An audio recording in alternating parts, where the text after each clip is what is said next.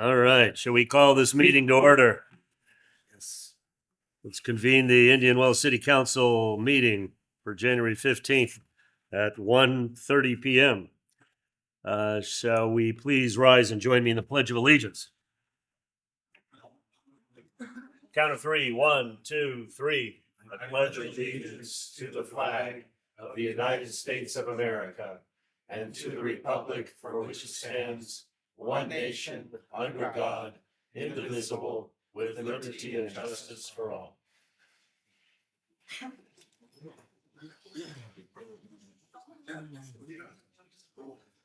Okay, shall we do a roll call? Councilmember Whitman, Here. Councilmember Reed, Present. Councilmember Sanders, Present. Mayor Pro Tem Penna, Present. Mayor Taylor. Here. Shall we is there a motion to, or is there any amendments to the agenda? Yes, thank you, Mayor. In today's agenda, there are a few changes. There is a request to remove 2 items from the submitted agenda. Consent calendar item G5, analysis of the True Access Loyalty Program, which we brought back at a future meeting. In addition, we have general business item I3, consideration of 2 separate sponsorship requests that is also being pulled. In addition, there is 1 correction for consent item G3, City Council member annual event attendance. The attachment has been revised to include the Children's Museum. As you all know, Councilmember Whitman is a non-voting member, and that assignment was approved at the July 2025 meeting. And that concludes our changes for today. Thank you very much. Motion to approve. Do I have a motion to approve? Yes. Do I have a second? Second the motion. All those in favor? Aye. Aye. Excellent. Okay. So, before we get going here today, Mayor Taylor, I Yes. apologize. I meant I2, not I3 today. I2. Oh. Thank you. okay. So the addition is to I2. Okay. No, thank you. Right. All right, before we begin today, I just wanted to make a few comments. One is thanks for coming and participating in City Council. It's great to see an active community. I also want to kind of clear up some messaging that's been going around in our community. The resident golf benefit that Indian Wells residents enjoy is not being eliminated. Just as a personal note, my wife and I moved here 5 years ago, in part because of the benefits provided by the resident card, and we enjoy them. And we think it's a key part of being a member or resident of the city. Last Friday, I attended the annual Realtors Association of Coachella Valley, and I sat at a table with 7 past presidents. And they were extremely effusive in their public comments about Indian Wells being the best run city in the Coachella Valley that has the highest median rate or value of homes in the Coachella Valley, and that the resident card benefit is extremely important. So I smiled and applauded, and I'm sharing that all with you today because I just want to make sure you're all aware of our awareness of the importance of the benefits we receive from the resident card. So rest assured, there's nothing on this agenda that actually talks about the elimination of any such thing. I do think it's good governance, however, for the City Council to review policies and programs from time to time.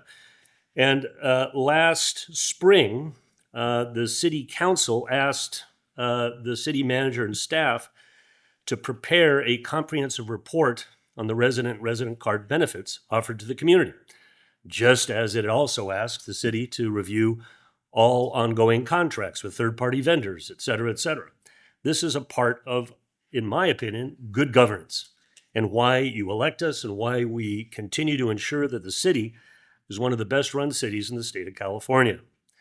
As we proceed through this agenda, we'll tackle some of these issues, but I just wanted to state that up front so that we have clarity as we begin to proceed.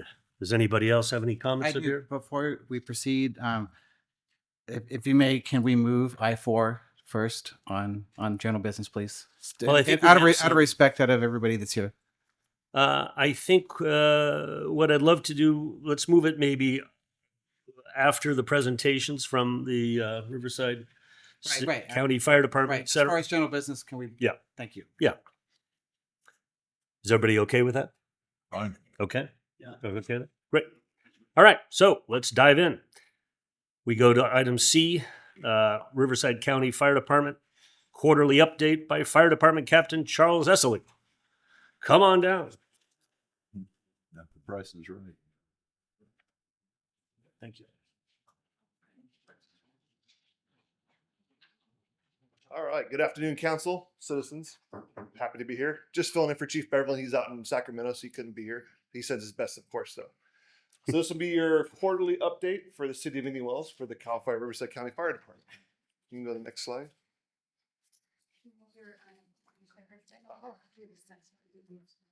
Okay, so this will be the breakdown of our call volume from October 1st to December 31st. And then we'll talk a little bit about our previous years and then any significant incidents that the city has had.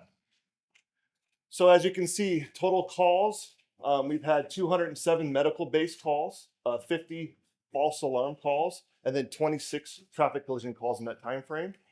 There's been some other calls and some public service assist and standby, but total incident from that time frame is 317 calls of service just in the city limits. I'm happy to report that our average incident response time is right around 4 minutes, which is below the accepted national standards. So we're providing excellent service. Okay, here's a map of the city, and you can kind of see geographically where all the calls are at throughout the city in our primary locations and our hotspots. Okay, so from 2024 to 2025, as you can tell, there's been a slight reduction in calls. We went from 376 calls down to 317 calls. But if you look at the numbers, they're pretty much in comparison. I know one of the council members asked previously, what was the total number of calls for falls in the city of Indian Wells? And the rough number for that is 268. If you want an exact, I can get back to you and get you an exact. But roughly within the city limits, 268 medical calls for falls throughout the year of 2025. And that's out of the 317. Correct. Okay, and then we're happy to report in the city for the last quarter, there's been 0 significant major incidents. So that's good. Okay, and that'll be the end of my report for you guys. That's quick. Short and sweet.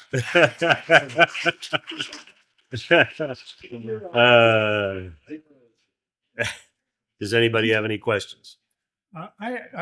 It's not a question, Mr. Mayor, but this is important information. It went very, very quickly. Can we put these things on the website so that for at least a period of time anyway, so that the residents can have an opportunity to review it and see it? Because it was very well done, but it went very quickly, and I think people would like to be able to digest it. Certainly. And the same also presumably with the sheriff's department, but we'll wait and hear what they say before I decide. Yeah, let me add to that that the response time, which is excellent, ought to be a part of that, so that people know that we're below the standard in terms of time to respond, which is very good. You know, the other thing that's worth noting at this time, it's not a change to anything, but I was over at the La Quinta State of the City, and they highlighted the fact that their residents now get a free ride to the hospital in an ambulance when they call 911. And I thought to myself, don't we already have that? And the answer is yes. So I want to remind you that the city of Indian Wells also provides that benefit to its residents. That in the event you call 911 and an ambulance comes to your home and you go to the hospital, yes, they're going to deduct first your insurance deduction, but the remainder of the balance, should there be any, will be covered by the city of Indian Wells. It's an extraordinary benefit we enjoy, and one that will continue. All right, let's do a Riverside County Sheriff Department quarterly update by Lieutenant Frank Schiavone.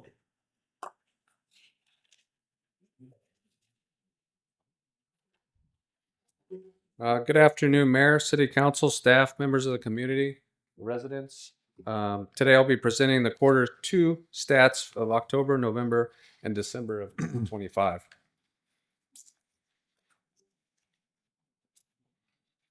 During that time period, there was 3,338 file numbers. 799 calls for service. 2,539 were self-initiated. So they had a total of 42 arrests, 10 DUIs, 2 for public intoxication, and 11 arrest warrants. And there was 1,702 area checks conducted.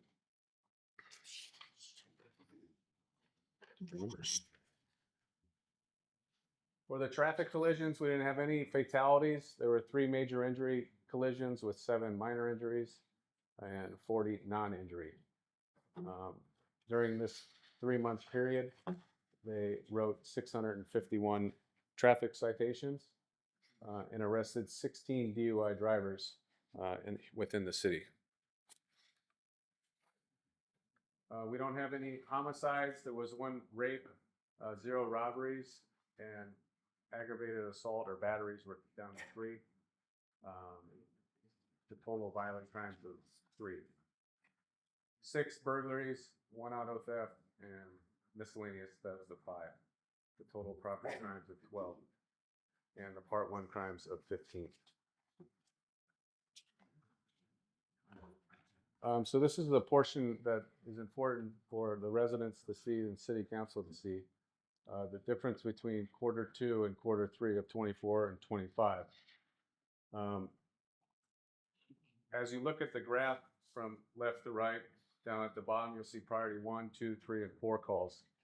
Sometime I think in July of 25, we shifted the staffing levels and acquired a motor officer, eliminated a second officer in the evening, and acquired a motor officer to include a motor based on the needs of the community. Some of the residents were concerned about response times or lack of policemen within the city.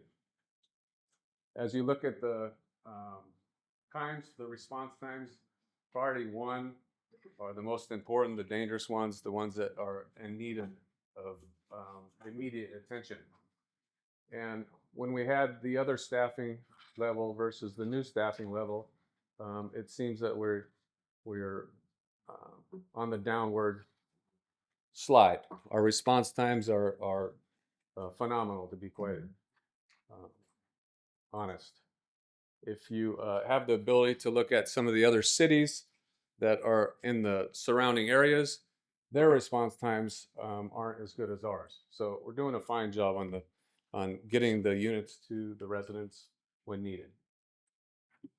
The priority 4, 35 minutes for somebody to wait around for a non-criminal or a what's important to you, but is not at the top of our priority, is we need to work on that. So we're going to work on getting these guys. But when we have 1 officer during the day and 1 officer at night, somebody else, there's a call pending, some of them have to pen. This is an overview of the same information that I provided, just a different format in the event that Mr. Reed allows me to put it on the website. It may be easier to read. Good news goes on the website. Oh, good. Some of the notable cases and operations that we're working in October of 25. There was a grand theft arrest done by the 2 team members. One of the cargo containers containing a bunch of clothing from Fila was taken somewhere around the Desert Champions, the BNP Paribas. Cargo theft is huge. We really don't have a problem here in Indian Wells, but as you go more north towards the freeway where the truck stops are at, these cargo trucks come up missing all the time. Prajan was able to gather his information, write multiple search warrants related to cell phone towers, the use of license plate readers, etc. And we ended up finding the guy. He was in Moreno Valley. Of course, he didn't know anything about it. He was just there to pick up the trailer, tractor trailer. In October of 25, a vehicle theft. Vehicle was stolen within the city. We recovered the vehicle immediately based on the license plate readers that we have here in the city that you guys have been so graciously to fund and keep up. Unfortunately, we're unable to get him in custody that day, but we ended up back to the cell phone warrants and GPS warrants, etc., locating him in Cabazon. During this period, they ran the DUI checkpoint. The DUI checkpoint is funded by a grant that we utilize, and we shift from city to city with based on the funds. And during that time, 20 people were cited for a variety of, miscellaneous traffic issues. And I think there was three people were arrested for actually DUI, which is a pretty high number in a checkpoint. Typically, the checkpoints are educational. People in the community know that they're there. With today's social media, they've got, before even set up, they know where we're at, and so they just avoid it. So to get 3 out of a checkpoint was pretty good. Drink and drive. We had a couple burglaries in Toscana Country Club. They did a lot of work, and we're still working on it. So we're still gathering through all the information. And then, as you know, we have BNP coming up here in March, and I'm spending a majority of my time planning that operation. I met with the BNP people last week here at the city. I made it very clear that safety is our biggest concern in today's world. It's a little cuckoo. We got some crazy people out there, so I've increased the personnel. I've increased the amount of SWAT team officers that will be present. I've also increased the amount of bomb guys. Whereas in the past, it was few guys here, none this day, none that day, but I can't take the gamble on behalf of the city and the residents of what day this person is going to come. So I pretty much mandated that they provide these people each and every day. You guys have any questions? Anybody?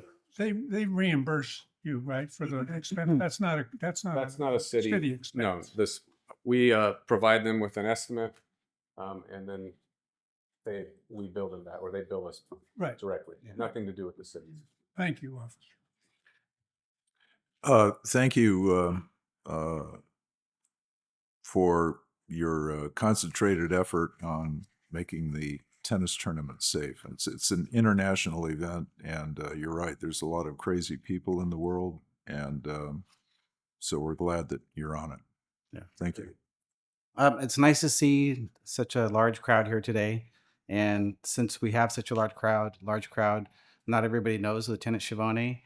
And I want to express to everybody how lucky we are to have him. He is very integral with his men, and he cares deeply about the city. He is a no tolerance lieutenant, and we are so fortunate to have him. Thank you for the kind word. Very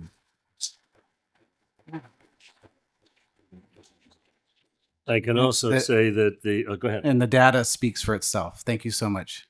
I can also say that there are several private clubs around in our city that have notified their employees and members to drive the speed limit and not California roll through stop signs, thanks to your good efforts. So thank you I very made it a point to contact all the HOAs, to contact all the individual clubs, to meet with their managers, to let them know that the city is, the speeding and the traffic is the biggest complaint, the biggest issue, and their residents, their guests, their workers, they need to slow down. Yep. So Deputy Yu is out there. I just did his evaluation.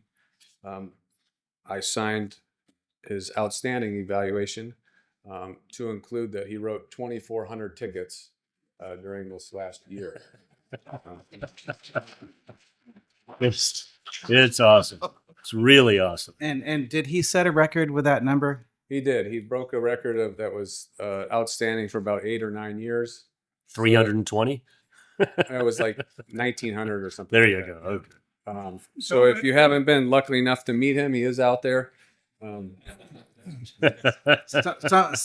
of the residents may have met him this morning. So Don't let him go to Minneapolis. He won't be welcome there.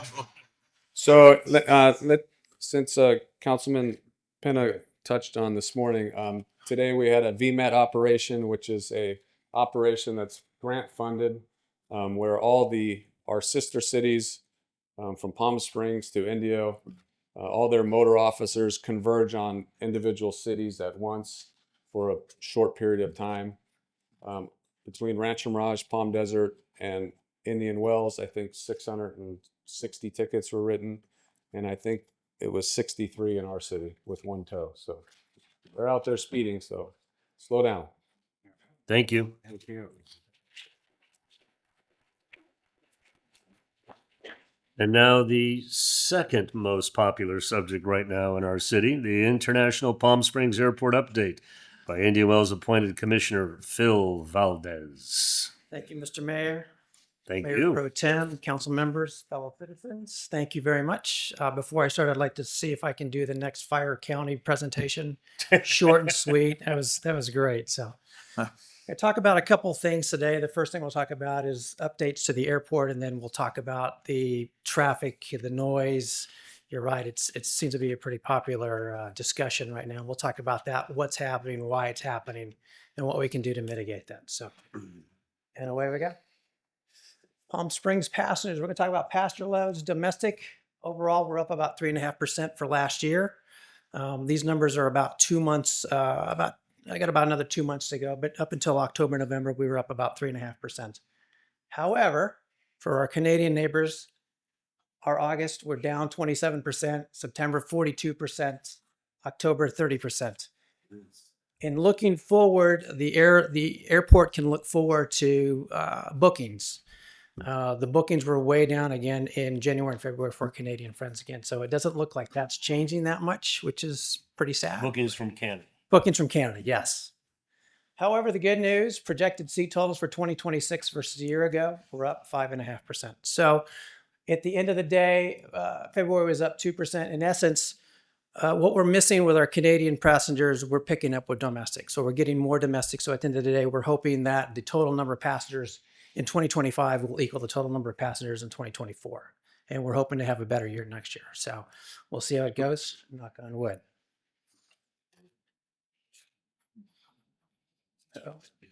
Palm Street, I always like this. We get every year for the season, we get new routes, which I always find to be interesting.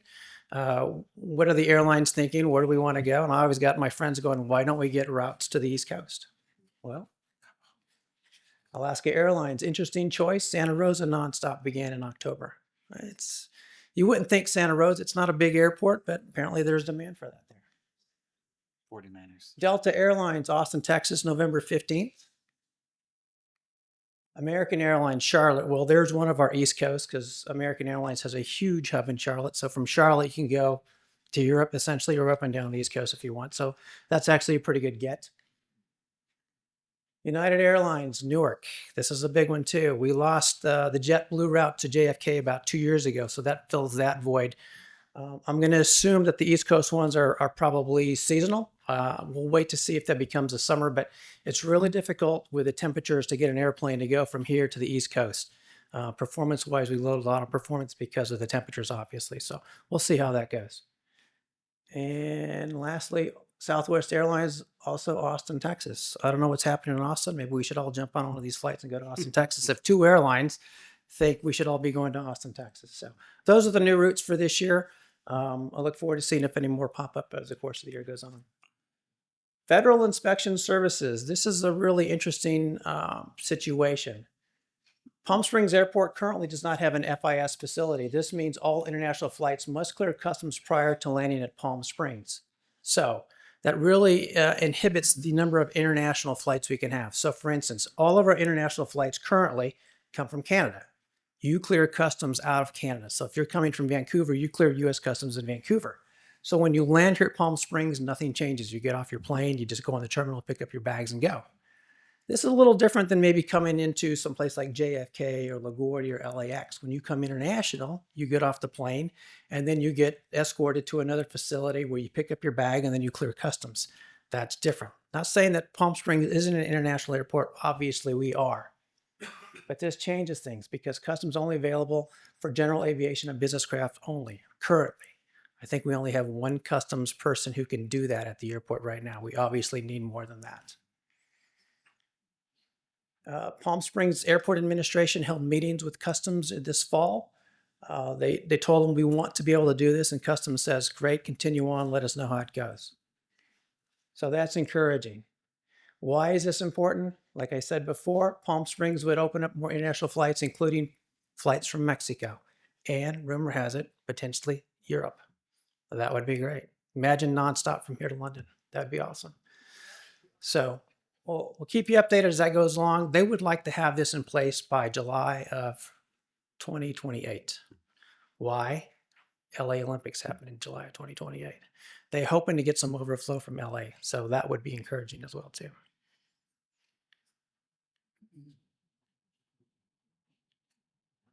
Renovation and upgrades to the Palm Springs Airport. For those of you with electric vehicles, we've got 80 new slots. So we got 40 charging stations. This should be completed. If it isn't completed now, it should be completed in the next several weeks.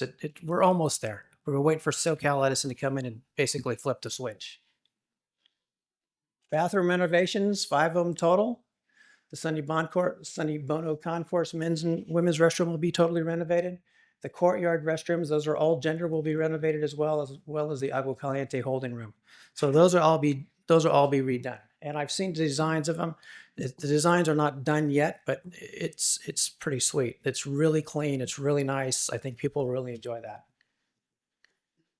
Renovations to begin first quarter of 2026. It's going to take about a year for that to finish up. Sunny Bono, I don't know why I have a hard time saying that. Sunny Bono Concourse escalators. If any of you flew this summer or this fall, there was a good chance if you flew out of that concourse, that escalator was broke. The amount of time it took to get that escalator fixed was ridiculous. It took weeks, if not months, to get that done. So the airport said, let's just go ahead and replace them. They've been out there for 10 years or so. Parts are hard to find. Let's just go ahead and replace them. I think it was a great idea to do. So that will begin in May, and that will work through the summer months when there's not so much traffic there. So you can look forward to that. Note to self, don't let daughter do your PowerPoint presentation for you. Questions, comments, or concerns about that for now?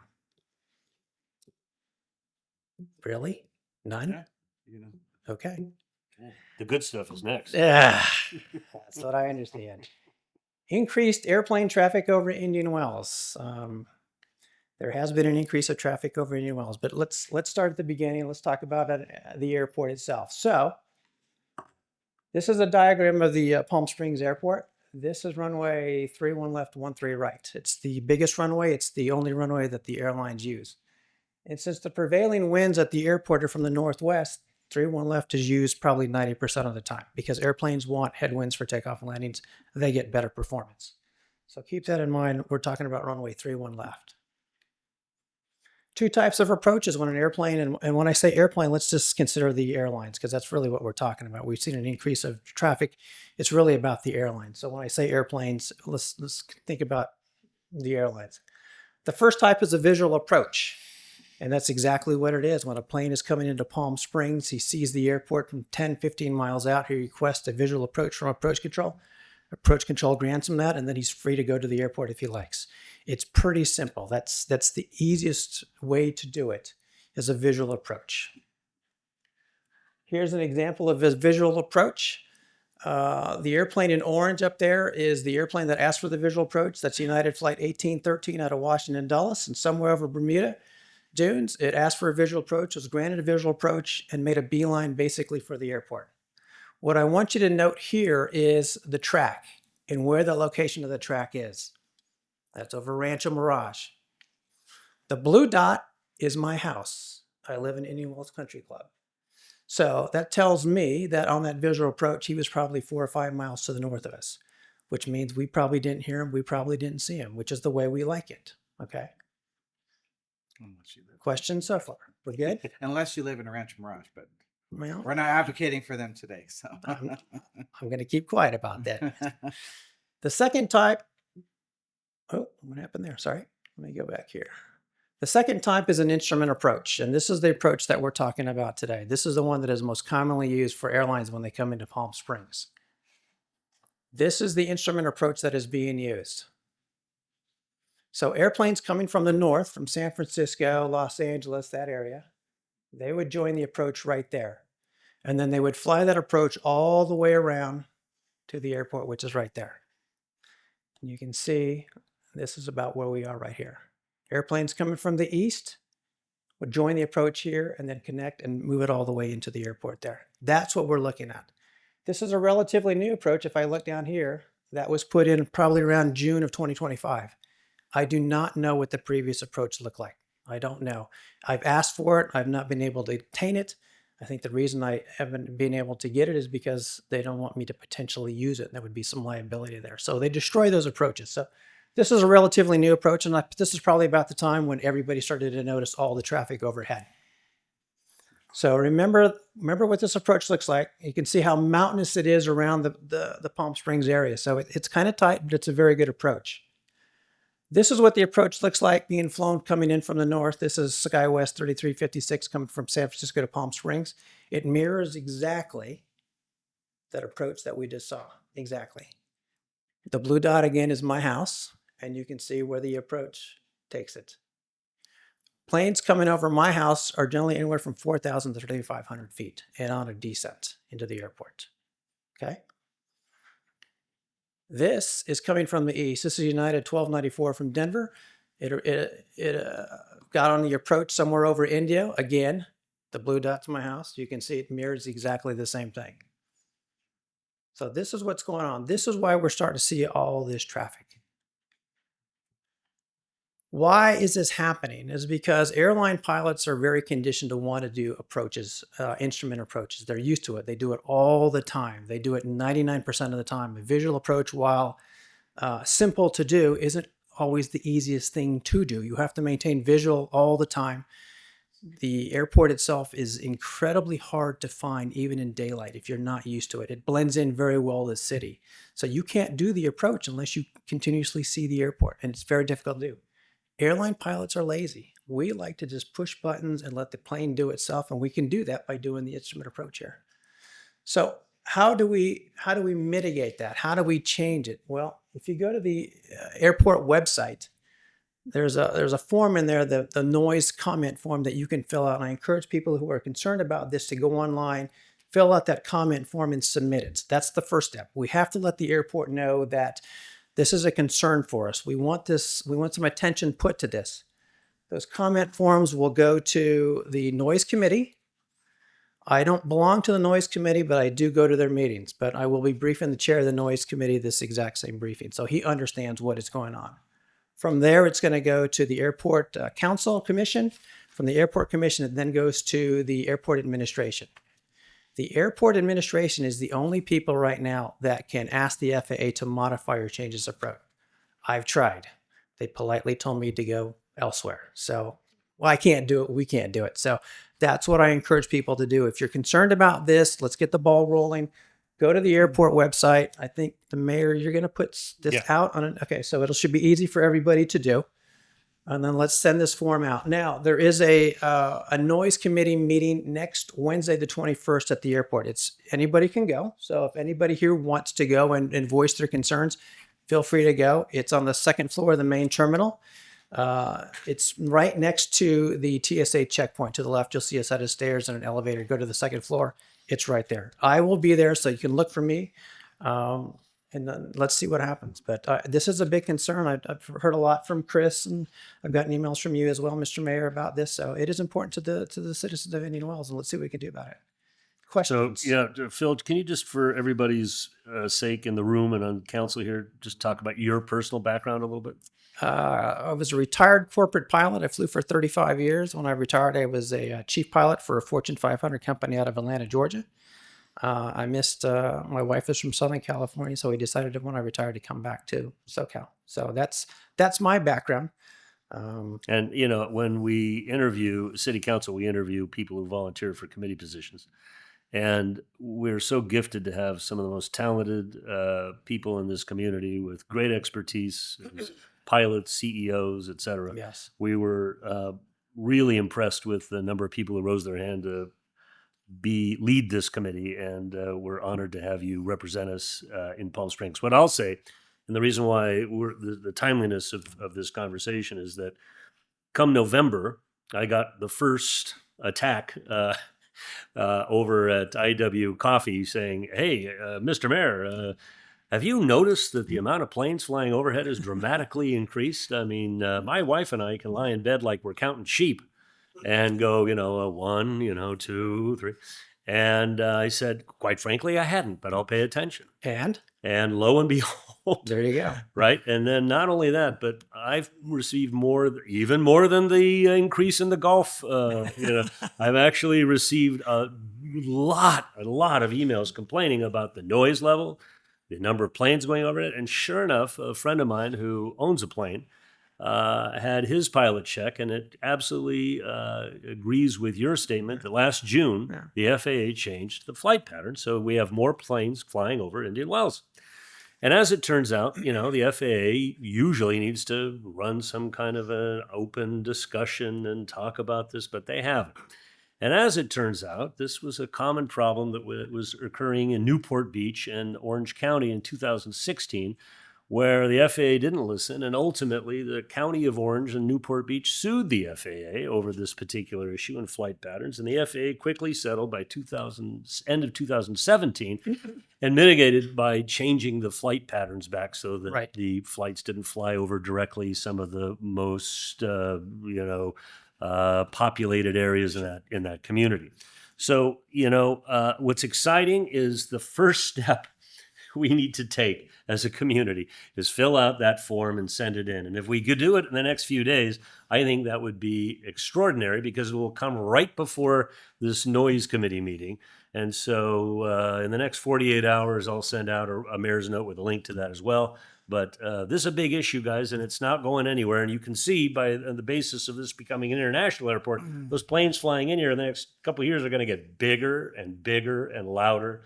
And so I think it's something we should address right now. Anybody have any comment? I have a question.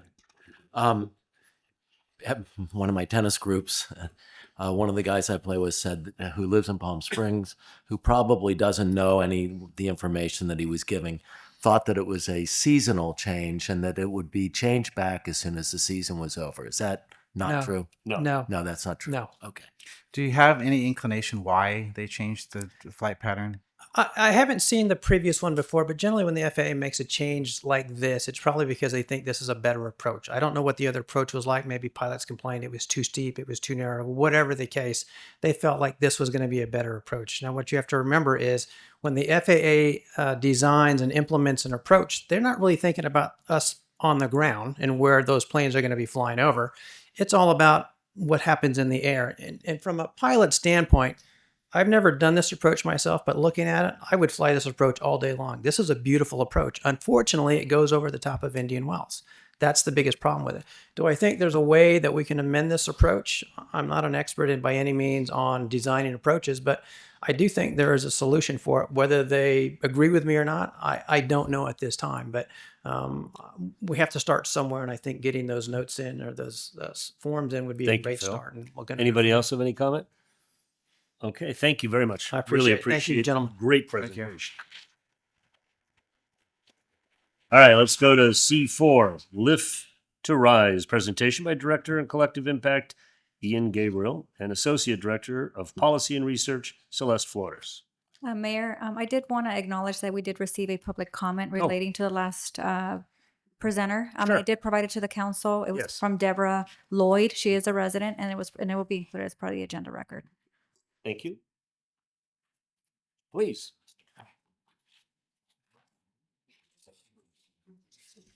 Good evening, Mayor, council members, city staff, and Indian Wells residents. My name is Celeste Flores, and I'm the Associate Director of Policy and Research at Lift to Rise. I'm joined this evening by my colleague Ian Gabriel, our Director of Collective Impact, who will also be sharing part of this presentation. Tonight, we want to briefly cover 3 things. First, who Lift to Rise is and the role we play in supporting affordable housing across the Coachella Valley.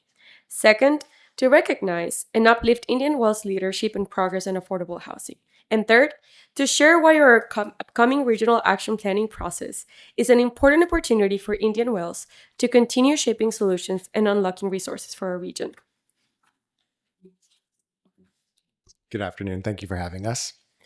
So, Lift to Rise, we're a nonprofit organization. We're based in Palm Desert, but we serve the whole Coachella Valley. And we are the backbone of a broader coalition of over 70 partners that includes the cities of the Coachella Valley, Riverside County, affordable housing developers, nonprofits and community-based organizations, funders, residents, all organized around a goal to increase the supply of affordable housing. So in 2018, we came together with our partners and set the goal that you see here on the screen, which is focused around reducing the level of rent burden or housing cost burden for Coachella Valley households through the production of 10,000 units of affordable housing over 10 years, which includes multifamily rental, but also single-family homeownership units, all affordable to folks or households earning at or below 80% of area median income. So you might ask, what does Lift to Rise actually do to get this done with our partners? So one of our key roles is to bring together these partners around our goal. We convene our Housing Collaborative Action Network, which sort of represents our larger coalition, every month to work on some of these strategies together.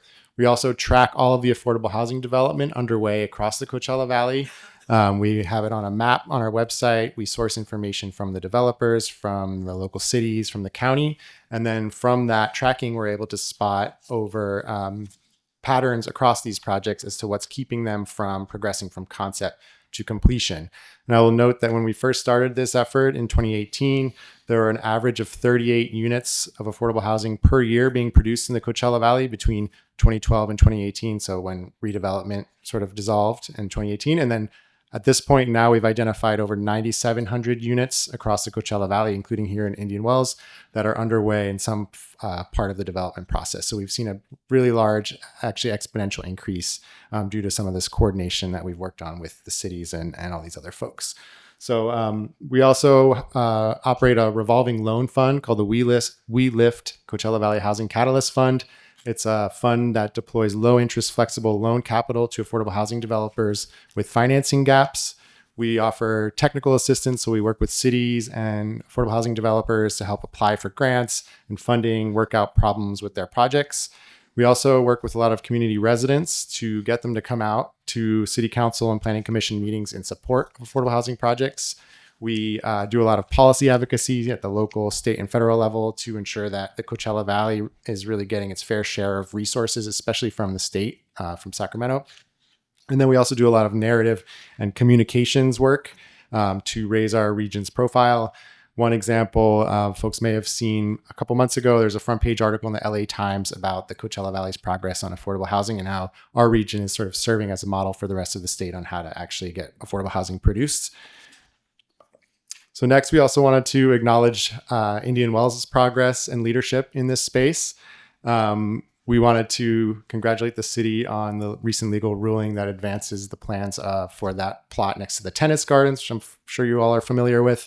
And we want to commend you for working with Abode Communities, the developer that you've been engaging with on that property. They're a partner of Lift to Rise, and they have produced a lot of really top quality affordable housing that really fits in with the neighborhood character in various cities, provides services to residents like childcare and other amenities.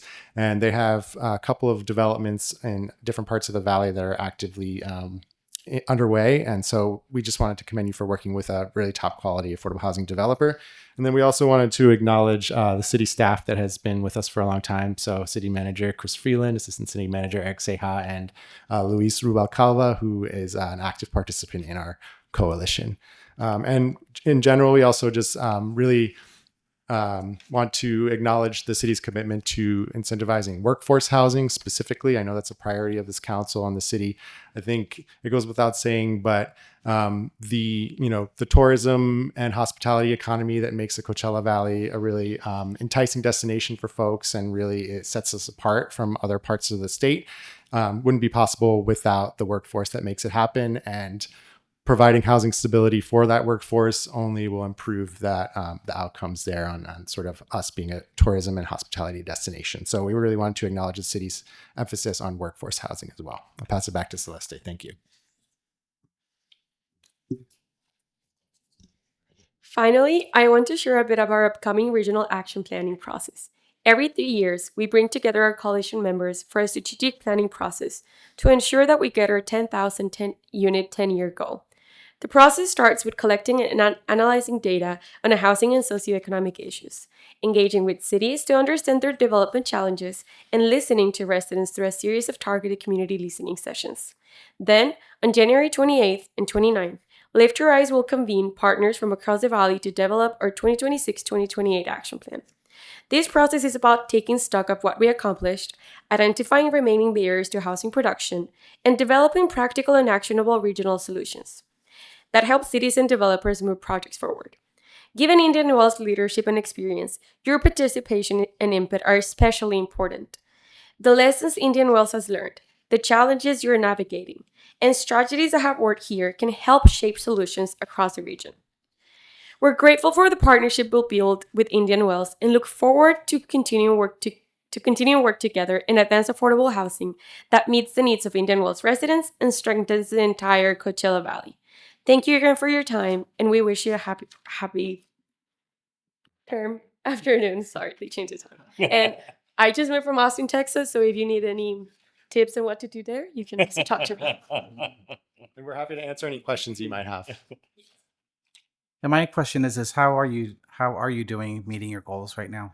So right now the goal is 10,000 units by 2028. We've identified 9,700 units that are in some way, shape, or form in the development process. We've hit the 3,500 mark in terms of completed units.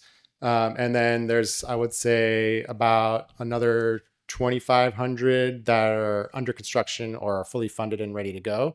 So the gap remains about 3,000, if I'm doing my math correctly, that to actually get us past that 10,000 units completed. But we always anticipated that it would be sort of, we would see more activity on the back end of that 10-year period just because of the amount of time it takes for these projects to get up and running, funded, and then built. So I think we're making pretty good progress. And I think it's important to note that had we not set such an ambitious goal to begin with, we might not be this far. So we've accomplished a lot together.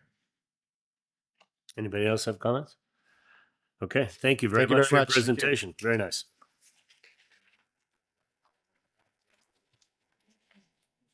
So members of the public who wish to speak on consent calendar items or items not listed on the agenda may do so at this time. Public comments are limited to 3 minutes per speaker. Speakers will be alerted when their time is up and are asked to promptly return to their seats. No further comments will be permitted after the allotted time. Please note that while the City Council values public input, it cannot take action or engage in discussion on items not listed on the agenda. However, the Council may refer matters raised during public comments to staff for review, follow-up as appropriate. City Clerk, do we have any comments? Yes, we do have 3 public comments. We'll call up Douglas Hansen, followed by Javier Enriquez.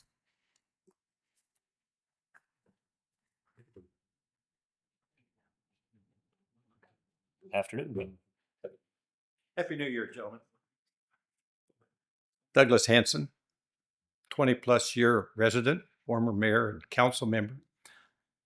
I appear before you today not to critique your past year's performance, but I was very happy to know that, Topper, you moved to our city for the resident golf benefit. I thought it was the exclusivity of the Vintage Club, but glad to hear that you're just as embedded in the resident amenity as we are. Well, I'm not going to talk about golf.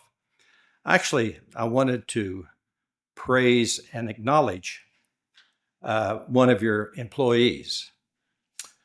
Angelica Avila was in charge of the Christmas program this year, the Christmas tree and the decorations.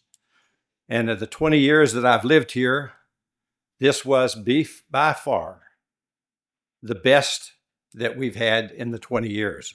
And I think we all owe her a great applause for the work she's done.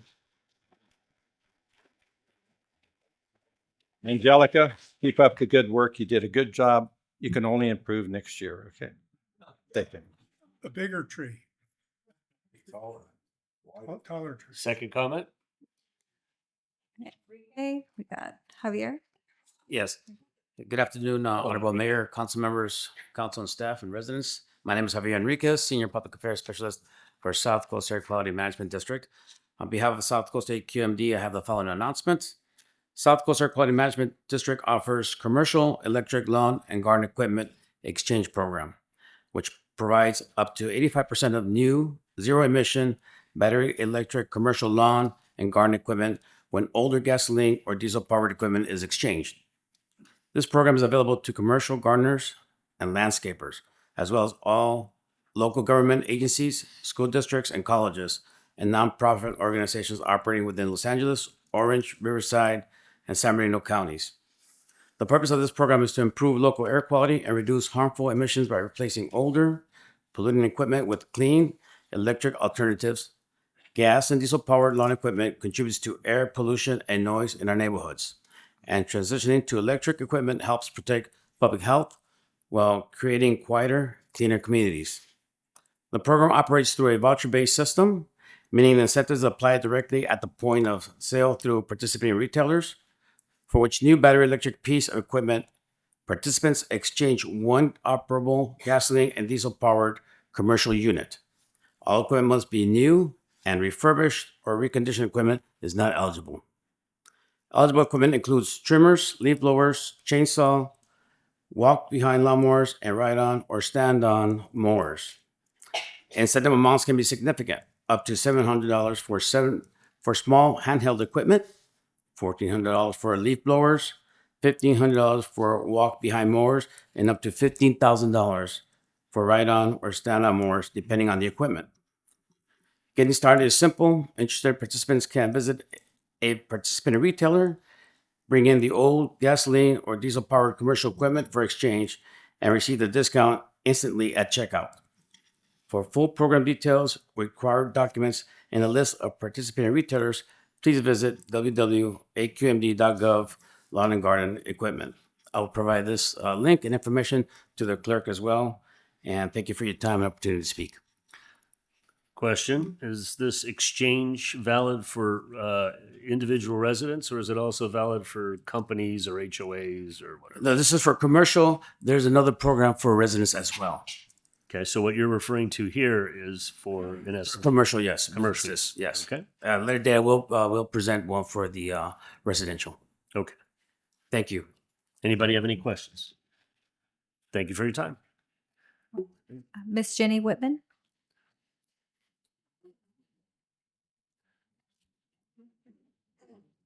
Good afternoon, Jenny. Is Bruce in trouble? Oh, Mrs. Jenny Whitman. He's not. Yep, I'm Jenny Whitman. Oh, right there. Go on and speak to the microphone. Sorry. Mr. Mayor Pro Tem, Council, Mr. City Manager, I am here on behalf of the Indian Wells Preservation Foundation. And I'm not going to take a lot of time because I know we have a busy agenda, but there's just a couple of things I wanted to mention today. One is a huge thank you again to the council and city staff for all of your support, and to our council liaison, Mayor Pro Tem Brian Penna, who's just been an outstanding resource for us. We are growing significantly. We just had our 8th landmark event where we landmarked a beautiful William Cody home over on Cielito Drive. We had over 100 people there. I know many of you came, and William Cody's family came and spoke about growing up in the house, and they were so thrilled and excited to see the energy behind the recognition of their family member. We have another absolutely iconic Indian Wells home in the in line for landmark number 9, which we can't talk about yet, but we're really excited, and it's going to be fabulous. Tomorrow we have a Mix and Mingle, which is our annual membership drive. And this year it's going to be at the Indian Wells Golf Resort. And a huge shout out to them for Chef Eric and Jenny Poland, who have helped us pull this whole thing together. We originally, so what it is, we invite all of our Preservation Foundation members to come. They come free of charge. We provide some light bites at the we're purchasing from the Kestrel Restaurant. It's a paid bar, but last year we had 80 people registered to come. And the idea is we ask people to bring their friends who aren't yet members, and we make a big membership pitch. So last year we had 80 people sign up. This year we had 130, and we just had to shut it down because the room isn't big enough. So we are getting a lot of interest, and I'd say we've got a lot of momentum behind us. I hope you all stop by tomorrow, and city staff too. It's really going to be a fun event, and the golf resort people have just been fabulous. So just wanted you to know that things are really exciting. Oh, and Mr. Penna has donated a original Bray. What's his first name? Carl Bray. Carl Bray for our auction. We've got some silent auction items. My mind's just not. I knew that. But anyway, we're really excited about this. So thank you all so much. I just want you to know that the money that you're helping us is really being put to good use, and we've got lots of exciting stuff coming up. So thank you. Thank you for your presentation. Thank you for that. One question. What time tomorrow? Thank you very much for asking that. It's 4:30 to 6:30, the Indian Wells Golf Resort. But if you're not already registered, I don't think you're going to get in, but we'll let you know about the next event. One of the things the city does is they put out e-blasts to all the Indian Wells residents to let you know about our upcoming events. You could come, however, and just join. If you're a city resident, you get a 20% discount, which means our ordinary $60 membership for a family is $50 for Indian Wells residents with a resident card. We're doing really lots of cool stuff. We have lots of fun. We have a great board. And Robin, thank you for Robin Groff also. Does anybody else have any questions up here? Yeah, my only comment would be to make a reservation at Kestrel. So when you're done with the mix and mingle, you can have dinner. There you For go. sure. Thank you very much. Thank you very much. Thank you for your presentation. All right, I guess we go to city manager report. Thank you, Mr. Mayor, members of City Council. I have two quick items. First, Dina Purvis, please stand. This is a surprise to her, but she does know about this, but not standing up. Please all join me in congratulating Dina Purvis, who has been appointed our permanent Public Works Director.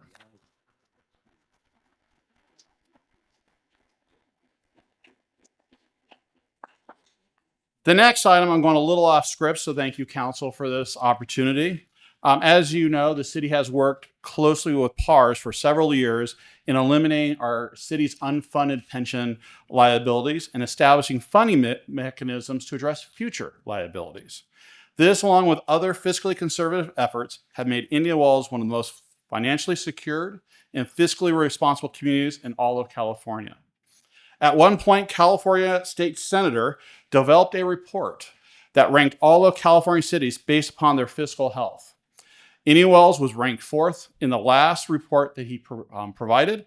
Our finance director, Kevin McCarthy, has touted this report for years.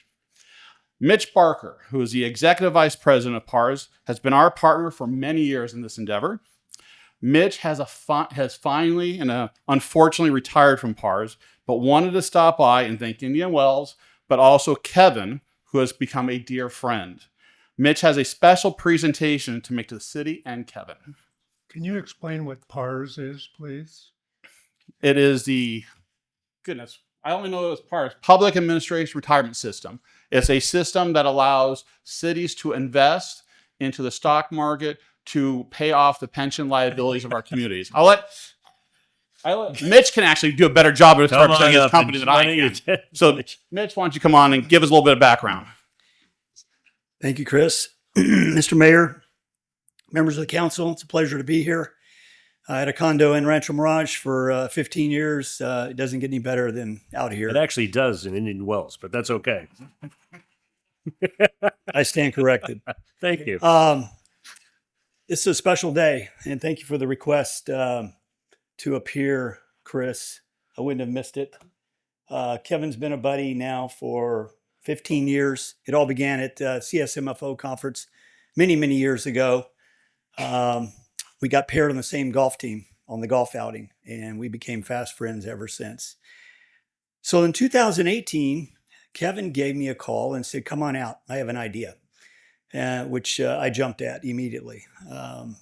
I came, I sat down, we were having lunch, and he said, I wanted you to know we are 100% funded with CalPERS. We have 100% in reserve. So we're in pretty good shape. And I said, oh, you're in a lot better than pretty good shape. You're one of the best financially shaped cities that we see. And there's 480 of them. He says, but I still want to do your program. And I said, what does that mean? He said, well, you have a trust. You can earn more money than we can because of California government code. So I'm going to put money in your trust and it's going to earn interest over time. And I'm going to use the earnings off the trust to pay for something called normal cost, which is an actuarial term. So even though your UAL, your unfunded liability, is zero, you still have ongoing annual normal cost. And I said, brilliant idea. Nobody's ever suggested that in all the meetings we've had around the state. I said, to me, this is sort of like an endowment fund. Isn't this what universities do? Got this huge endowment, it gets invested to the best of their ability. It throws off interest earnings and they use that to lower tuition, lower cost, build programs. And he said, that's it. So he was the first to do this. And now several other cities have followed his lead. And I can't tell you how much I appreciate the friendship of Kevin. He's one of the best. We all know that. But now that I'm retired and you're already a client, and I'm not trying to sell you anything, I can honestly say, in my opinion, with the leadership of Chris and the financial stewardship of Kevin, you're the best in the state out of the 480. But, you know, it does get down to numbers a lot of the time. And who better to present the numbers than my partner for the day in this presentation? And that's somebody that predicted the Orange County bankruptcy accurately, was appointed to take over the treasurer tax collector job to fix it, got reelected several times in that job, became Orange County supervisor for many years, and then eventually state senator. He's the one that puts out these reports. He knows what he's talking about. Let me welcome John Morlock.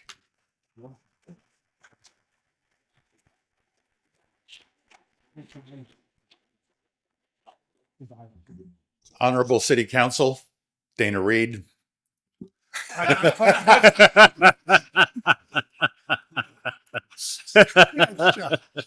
You're not getting that tree next year, Dana. As a representative of the County of Orange, we'd like to recruit Dana Reed back. You have a wonderful council member. You have a wonderful council. You have a wonderful city manager. And we're here today to pick on Kevin McCarthy. Kevin, your city has been really ranked high in my rankings. It was something I did as a state senator because California and Sacramento would be flush with cash thanks to Silicon Valley, but all the cities were having a really difficult time. So it was a way to kind of point things out. So Kevin, you did something that was kind of interesting. You put my name and the rankings in your annual comprehensive financial report for 2020. Now I'm here to complain because every time I look at I've looked at every what we call CAFR, Act for every financial statement. I look at all 483 of them every year, but now I have to look for my name. I have to do a search because Cypress did it too in Orange County. So thank you. I brought it because I want you to autograph it for me.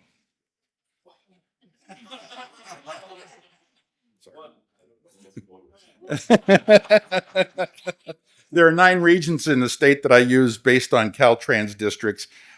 You're in the Inland Empire. I have your rankings up until 22. I'm waiting to finish 23 because the city of Apple Valley is negligent. It hasn't. Well, they're a little late. They're a laggard. They're not as efficient as Indian Wells. In fact, if you go to the website of Indian Wells, it already has its 2025 annual comprehensive financial report on the website. This is the epitome. You guys are premier, top of the pile. You're the best, one of the best. So I just wanted to come down, drove all the way in from Orange County. I'm driving back, but it's good to be to your city. Dana, it is so nice to see you. And I want to thank you personally for our friendship over the years and all of your encouragement and kind words to me during my career. It really meant a lot. And Well, you weren't indicted, so I might have done the right thing. So, I also want to thank Mitch Barker for pulling me out of my home for the day. Now that I'm trying to enjoy semi-retirement, I want to thank Chris Freeland for your kind remarks and hard work. And Kevin, thank you for letting me surprise you and embarrass you in front of your residents. So with that, just keep up the great work. Keep being a premier city. It is nice to use good examples, and you're one of them. So thank you very much for letting me just occupy a few minutes of your time. And then Danny, you can get even with me some other time. Thank you very much. Thank you for your presentation.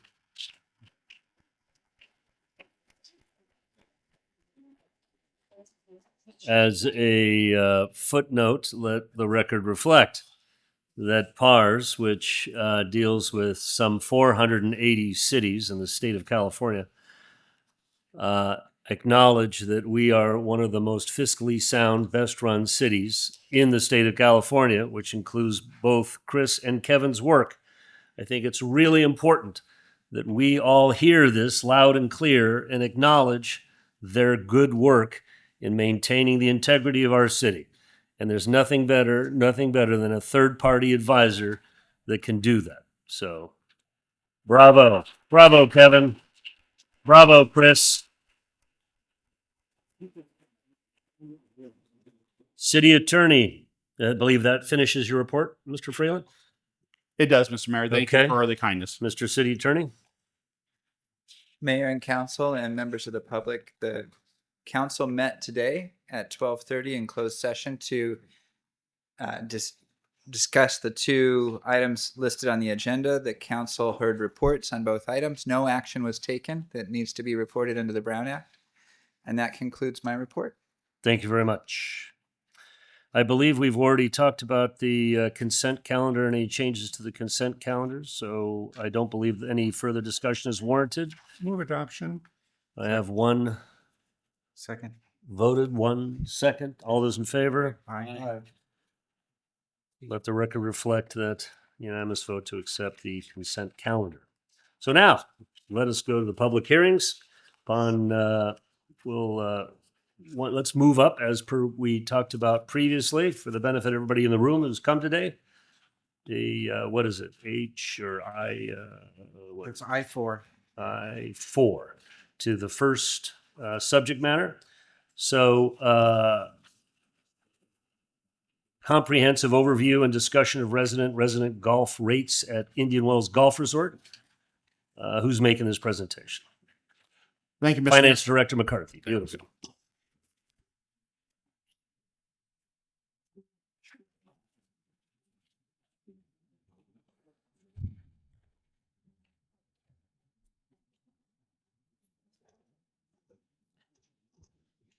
Good afternoon, Honorable Mayor, members of the City Council. For your consideration today is our resident and resident guest rate, golf rate discussion at the golf resort. And as the mayor alluded to earlier, this all started last year during your strategic planning session. You asked us for copious amounts of information that have been provided to you in your staff report. And I'm sorry, I don't know what was happening. I'm sorry. So I'll compose myself here. So what we'll be talking today is about resident access, tee time allocation, and certainly the rate structure. And as we get started, all of this starts with our residents' benefit card. So the Golf RBC allows our residents to have discounted golf at the golf resort as well as their guests. And last year, we produced about 2,600 cards. We generated approximately $130,000 in revenue. All of that revenue was deposited into the golf resort fund, which covered offsetting operating costs and maintenance costs as well. This entire golf resort started with the 1985 easement agreement. And in that agreement, with working with our two grantor hotels, it is an actual easement. So the city was able to build our 36-hole championship golf course on land owned by the two grantor hotels. And that's how the golf resort first started in action. Also, the first agreement established the beginning of the framework for the tee time allocation and looked at balancing the interests between hotel guests, our general public, and had some city participation in there. It wasn't until 1993 that we decided to start the first formalized discounted golf benefits. And in that first agreement, it really applied to hotel owners, visiting dignitaries, PGA card holders, and some small city categories. In fact, it wasn't until after this was adopted that we had realized we forgot the residents altogether. So later that year, we came back and we established the first formal resident golf discount policy.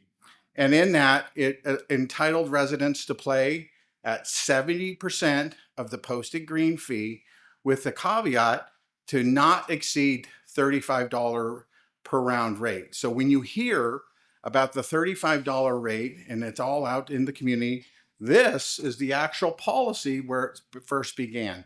Later in 2020, City Council came back and upped the rate for the season to $50 and left all off-season play at the original $35 rate. Looking at that seasonal rate starts in January and ends in April. So all of our reserve times, residents are paying $50. For those folks, what we call same-day walk-up. Those are folks who are not reserving time, but just walk to the golf course on the same day. They pay that discounted $35 rate. And then all for the rest of the year, from May to December, all residents pay the $35 rate. Looking at the peak season, this is a rounds capacity analysis that you asked us to do, is in the staff report, but I included it here. It goes from the period of October 1st through May 31st. And when you look at all the golf courses, both golf courses combined, fully operational, you see there we can generate about 70,000 rounds. Of those rounds, there is a protected class. We've talked about that. That starts at 7 a.m. to about 12:50 p.m. And all inclusively, about 44,000 rounds can be generated in that period. And you can see from this next slide that all of those protected rounds are allocated. So you've got 1/3 of those times going to the residents. That's about 96 rounds per day. Same with the hotel partners and with the general public. And I'll cover it by saying this is only between the period of 7 a.m. and 12:50 p.m. So after 1 o'clock, all the tee sheet is open and anyone can book anytime after that. Those rounds, even during the season, are not protected. Residents enjoy 14-day booking window in advance, so they can book tee times 14 days in advance.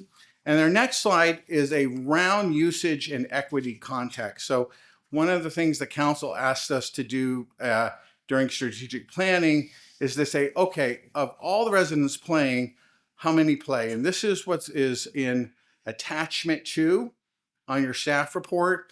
And so as you can see, I used 20, 23, 24 year, again, because both golf courses were open. It's kind of a plain vanilla year, so to speak. So we had about 1,400 residents play. And of that, they played about 18,500 rounds. And what was interesting about the study, and again, it's in the attachment, is about 160 of those 1,400 folks, 161 of those, it counts for about 11%, actually ended up playing about 50% of the total rounds. That's a little over 9,200 rounds for the year. The resident guest rate structure is in place. First of all, the most important thing is a resident guest must play with a resident, all 18 holes, please. And it is really based on the average cost of golf for the year. And so it's a very easy calculation. It includes the golf program, all the costs associated with that, if that's part of your budget. The golf maintenance program, which again is included in your budget, and you divide that number by the total number of rounds, and you get this averaged cost of golf. And the spirit, I have a seasonal pricing grid that's included in your staff report. And the spirit of it is annualized, that the golf resort will not make any profit. They're basically paying the cost of golf, will not make any profit on any resident guest. And we do dutifully our very best to not lose any money either. And that's the cost recovery method for the guest rate. Finally, you did look at this. I think you've seen this a few times by now. These are the operating results from 2010 through 2026. This is what this is really showing you is in 2022, the city council took a position and they said, the golf resort is a business and it's operated for profit. And the Troon will now have to be profitable, and we'll put skin in the game with that. So the new agreement with Troon is they have a finance, they have a pay performance plan. The better we do, the more they get paid. The worse they are according to the budget, the less they get paid as well. And so here, I'll just give you the summary. For between 2010, 2022, we've had cumulative losses a little over $8 million. And since 2003, since this new requirement's been put in place, we've had a net operating income. So today, the golf resort is operating profitably at about $3.2 million since 2023. Kevin, before we move forward, can you explain to him how that differs also when you add the subsidy that was previously in place? Yeah, this is a pre-subsidy. So during that time, in 2023, the city council said to Troon as the operator and globally as the business of the golf resort, that it needs to operate profitably without a golf fee subsidy. So that was removed in 2023.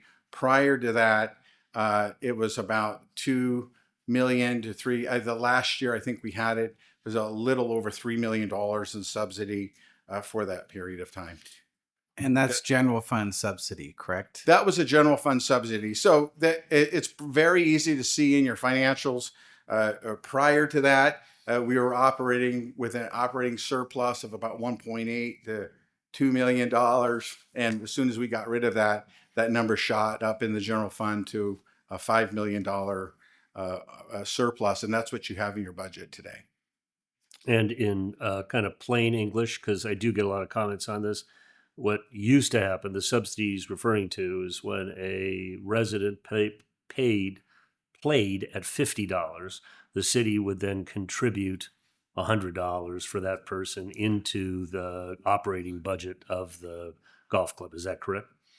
Roughly. Roughly, yes. And what the calculation really was to your point, Mr. Mayor, that it is the resident was paying $50, and then per hour, per course, per day, what was the average rate, excluding the folks, and that was that's that So it spread. could vary, but in essence, that's what got you to the $3 million. Yeah, that's what. So now that's gone away. That's gone and away. The golf course, and it's not just the golf course; it's the golf course, the restaurant, and the golf shop. That's what those numbers are on that sheet, right? That's correct. So That's the that's entire all business operations. that operates profitably without subsidy by the city. However, from time to time, the city makes capital investments, such as redesigning the players' course at a tune of $13 million. That would be an investment that we make. But operationally today, the golf course and the restaurant and the golf shop combined are self-sustaining. Correct. There's no additional investment by the city for its operating budget. Is anybody, is that, do you have any more? I'll finish up. Yeah. I would like to add to that.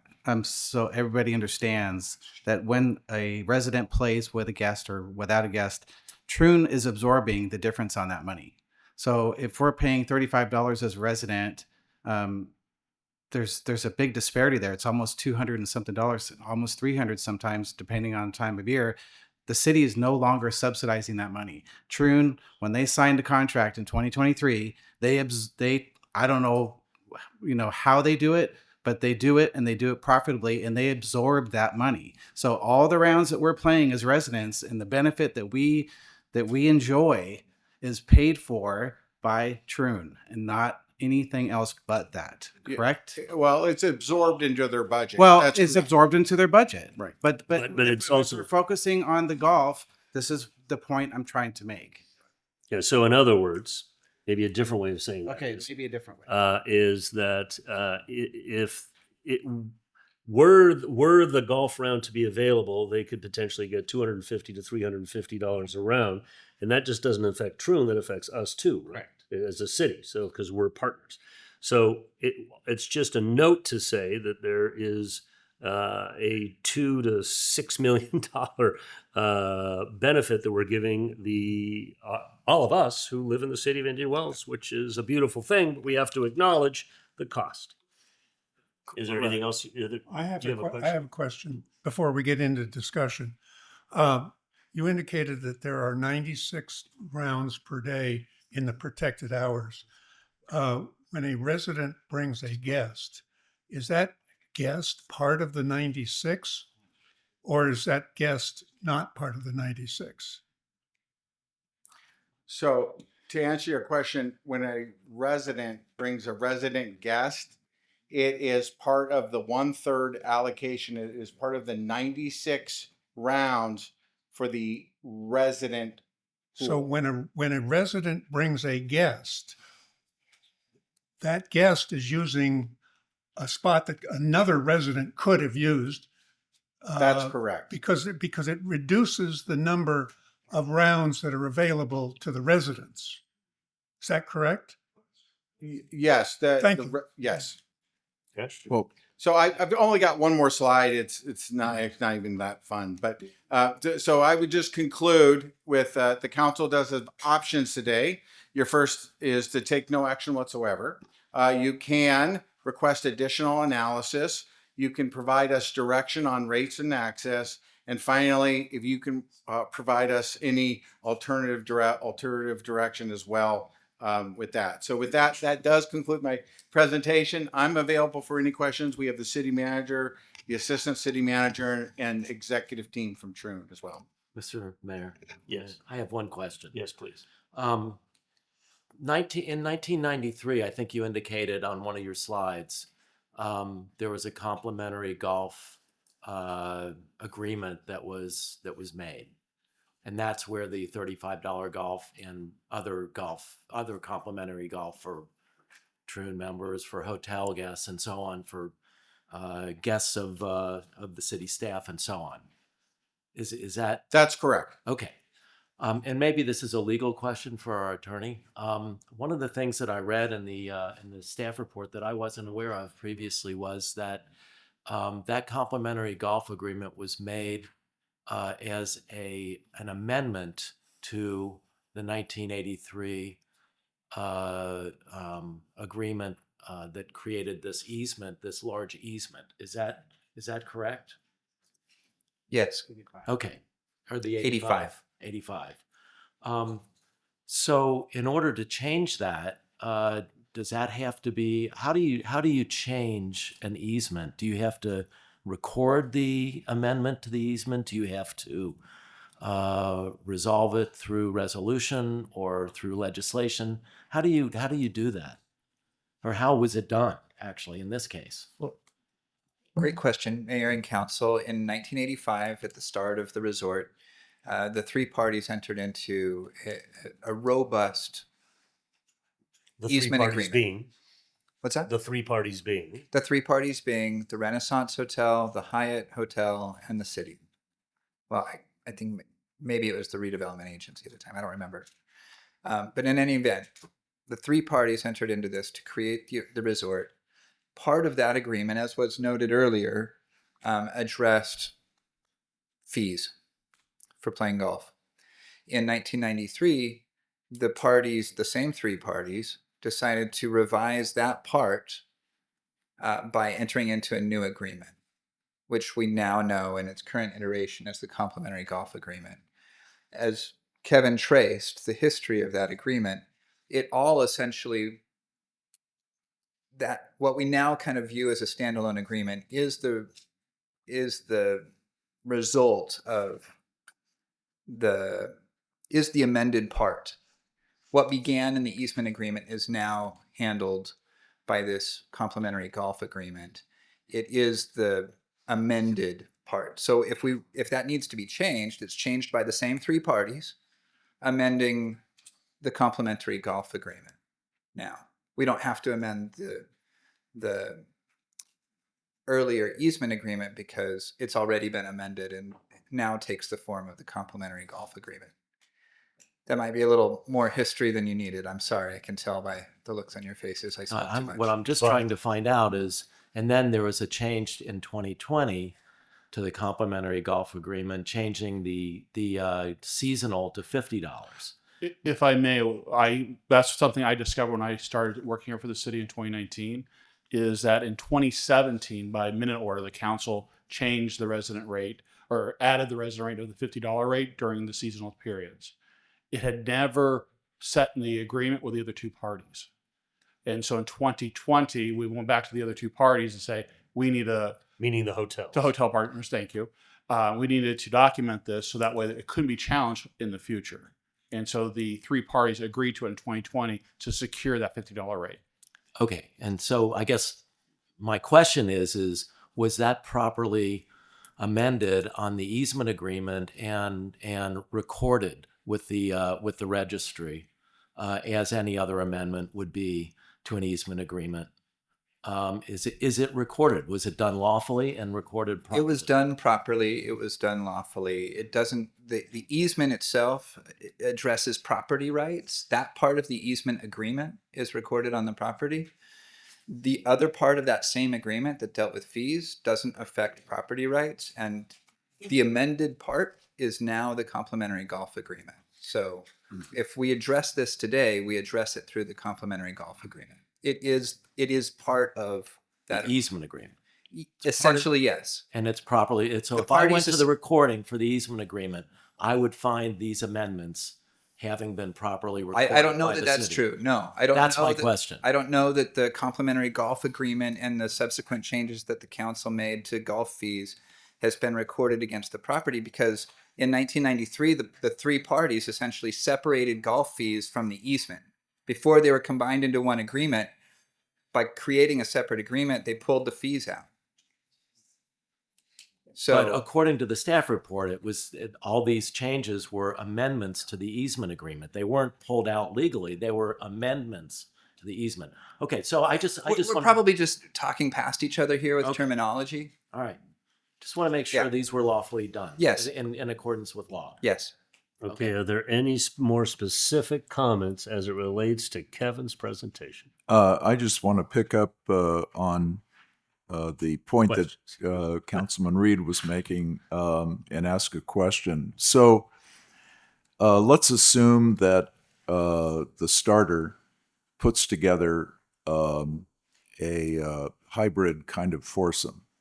In other words, a resident who has a resident benefit card does not have three other golfers who are guests playing with him or her. Okay, so that's the assumption. So the starter can put a member of the public, for example, with the resident, correct? Okay. The answer is yes. Okay, so the point is that to a large degree, we're even subsidizing guests of residents, because that tee time theoretically could be sold for as much as $150 or $350. Correct. Okay. Does anybody else have any very specific questions for staff? Otherwise, we're going to go to public comment. Okay, let's go to public comment. Thank you, Mr. Mayor. Angelica? Yes, we do have 9 speakers. So our first one is Arlen Goldberg, followed by Ty Peabody. Thank you, Arlen. Just remember 3 minutes, please. Sure. Mr. Mayor, council members, thank you for letting me comment. My name is Arlen Goldberg, and I'm a new resident as of June in the Mountain Cove area of Indian Wells. And my comment relates to is a specific perspective of the tea times relating to the rates, about tea times being available to be sold at a higher rate if the residents weren't taking them. So let me give you a practical perspective. 2 weeks in advance, we can make a tea time. If you go in and click exactly on the moment to make the tea time, you'll see that there are not many tea times available, and they're not at the prime times. The prime times are reserved for the non-residents and the resort guests. So you don't get much of an opportunity to get a good tea time. Now, 3 days in advance of the date that you would want to play, the tea times that have not been booked by the non-residents or the golf resort become available to the residents. And that's great. And now you can maybe get a better time or get a time. And the reason that I bring this point up is essentially, from my perspective, what's happening is that the residents and the resident guests are not taking tea times from non-residents and golf resort guests, because those tea times were not taken 3 days in advance when they were released to the residents. So my comment is just for you to take under consideration is that the residents are essentially using tea times that would otherwise have gone unused. That's my Thank you, Arlen. Next, Ty Peabody. Mr. Peabody. Good afternoon. Followed by Patrick Ho. Thank you. First of all, my condolences, Greg, to you. Thank you. For your loss. Appreciate it. Second of all, Kevin, you deserve all the praise you get. No question about it. I got involved in this because when I saw the agenda, I was really shocked that this was even coming up. For 10 years, I served on this council, and we dealt with this issue. And the one thing we found out during that period of time, the residents didn't want tea times touched, period. And I think probably if you talk to everybody in this room, and I thank everybody for coming today, because I don't even understand, this is your first council meeting, first day as the mayor serving on the agenda, why you would ever want to touch this issue. The residents are the benefit, this benefit is the most important benefit we have in this city. To mess with this benefit, you've come out today and the staff deserves credit. They've done a great job throughout my 10 years and today on controlling the financial issues in this city. We can all disagree on certain issues within that, but the bottom line is this city is a very successful city. I don't know why this ever came up. I don't agree that it's about governance. There's a lot of other things we can do with governance related to issues in this city. This isn't a governance. It isn't an equity issue either. Equity, every resident in this city, whether they play golf or don't play golf, has a right to play golf and make a tee time. If they choose not to do it, that's their prerogative. And I just find this, I just hope you will just put this to bed and deal with much more important issues in this city. Thank you. Ty? Any roadshow comments afterwards? Well, I have a couple of questions of him. Well, we're not allowed to really quite have. Yeah, we are. We're not in public comment. Just brief. Yes, sir. Are you talking about the resident benefit for golf generally, or about the rates, or both? Well, in probably in all issues. I mean, the rate, you're not going to make a lot of money by raising this by $10. You're going to make $120,000. There's a lot more things we can do in this city to generate more revenue and income in this city, including at the golf resort. We did the banquets. We did Shots in the Night. We did the truck. All of those things were extremely successful. We need to come up with more things like that than to mess around with the residence rate or tea times. It just isn't necessary. Okay, got it. Just want to know where you're coming from. Thank you. Thank you.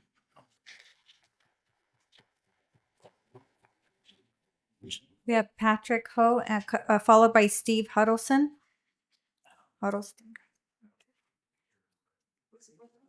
Patrick? Is it Patrick? Okay. No worries, Patrick. Good afternoon.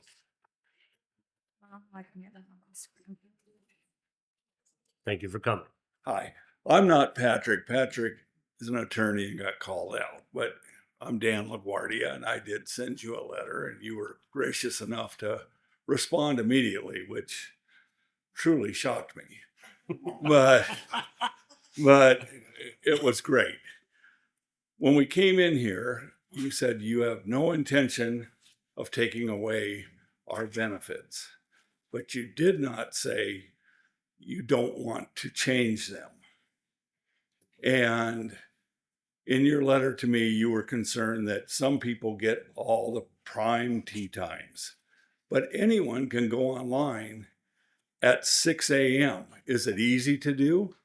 No, because you have to get up, get out of bed, and get on that silly computer and keep tapping it 100 times to see if it will give you something. But anyone can do that. And there's always something available, whether it's your prime time that you want, or maybe it's 30 minutes later.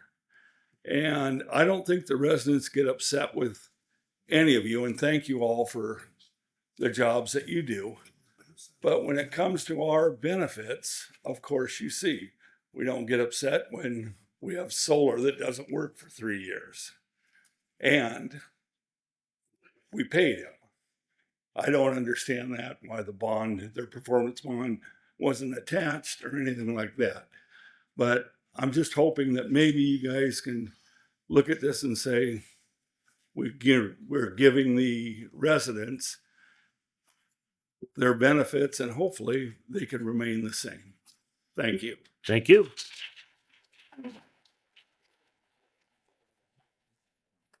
Next up. Steve Huddleston, followed by Glenn Schubert. Hi guys, Steve Huddleston. I live on Fairway Drive and recently been golfing, starting the sport back up again. There is the addendum to the agenda. There was 12 pages of an addendum, and on there was a round allocation by type. And it would be great, Kevin, I don't know, did you put this together, the round allocation by type? Is that you?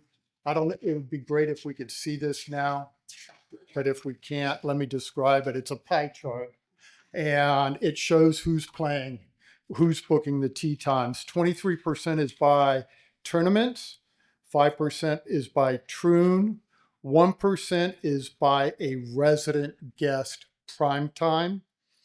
And then that leaves us with public and then residents.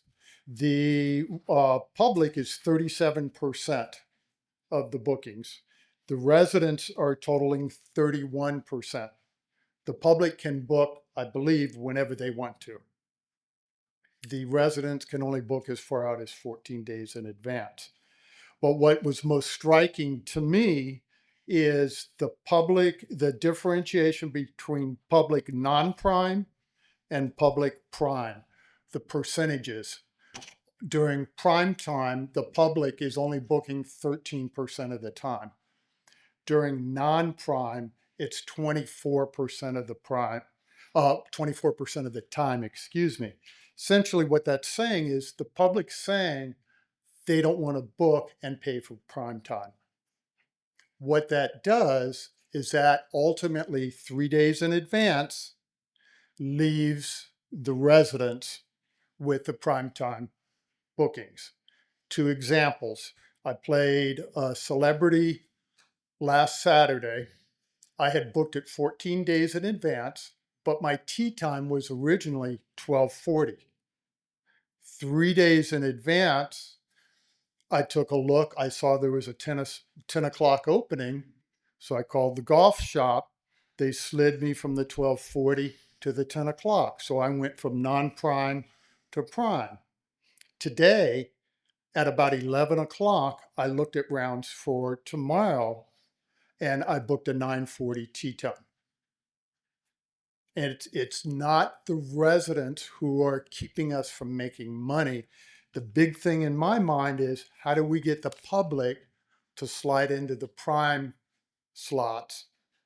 Because 23% of them, or excuse me, 66% of them don't want to pay for prime. So how do we figure out our pricing? How do we get Troon to figure out our pricing to slide more in? Maybe reduce some of the primetime pricing, maybe offset it by slightly higher non-prime. Great, thank you. Some good ideas. Next up, Glenn Schubert, Glenn. followed by Douglas Hanson. Good afternoon. Good afternoon, Mr. Mayor, members of the City Council. Happy New Year. Thank you again for your comments at the beginning of the meeting. Appreciate that, Brian. Thank you for moving this up on the agenda. So my name's Glenn Schubert. I'm a resident of Indian Wells, and I have a golf resident benefit card. So in looking at the staff report, I was a little concerned when you're going to look at this and try and deliberate on, any type of resident benefit. But on page 4 of the staff report of the comprehensive overview and discussion of resident and resident golf rates, under T-sheet allocation and rate structure, it states, during fiscal year 2023 to 24, resident play comprised 12,632 rounds. However, later in the report, under round usage, allocation, and revenue on page 8, it states, during fiscal year 2023 to 24, the golf resort received 18,456 total resident rounds, prime and non-prime. Furthermore, in the staff report regarding, and you took this off the consent calendar, the analysis of Troon Access loyalty program, under fiscal impact on page 3, it states, in the prior year, the resort recorded 19,235 qualifying resident rounds. So my confusion is the disparity in the number of resident rounds. Because, especially if they're using the staff report for that analysis of the Troon loyalty program, if it was last year, and I'd hate to assume anything, but I'm assuming that means FY 24 to 25, the players course was closed from March 1st to June 30th, because I'm using that calendar academic year, losing a total of 122 days of golf rounds. Also, on page 9 of the report that we're discussing right now, it says, of the more than 40,000 rounds of play at the celebrity course in calendar year 2025. And my question is, why are we now using the calendar year? And why are we only using the celebrity course? Because in 2025, the players course was open too. So I'm kind of confused about that. And finally, in reviewing the attachment that the gentleman just mentioned, in attachment number 2, it's hard to determine. And one of the things that the council asked for was to get it broken down by prime and non-prime allocation for the resident rounds.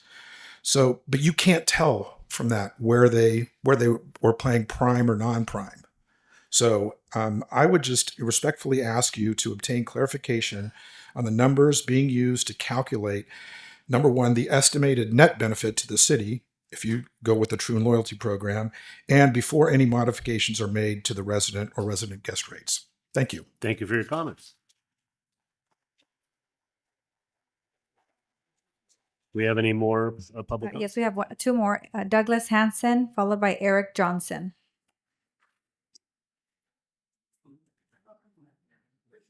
Good afternoon again. Again, Happy New Year. Again. Wait a minute, you got to give me some more time, Angelica. You're running off. I haven't even got here yet. Okay.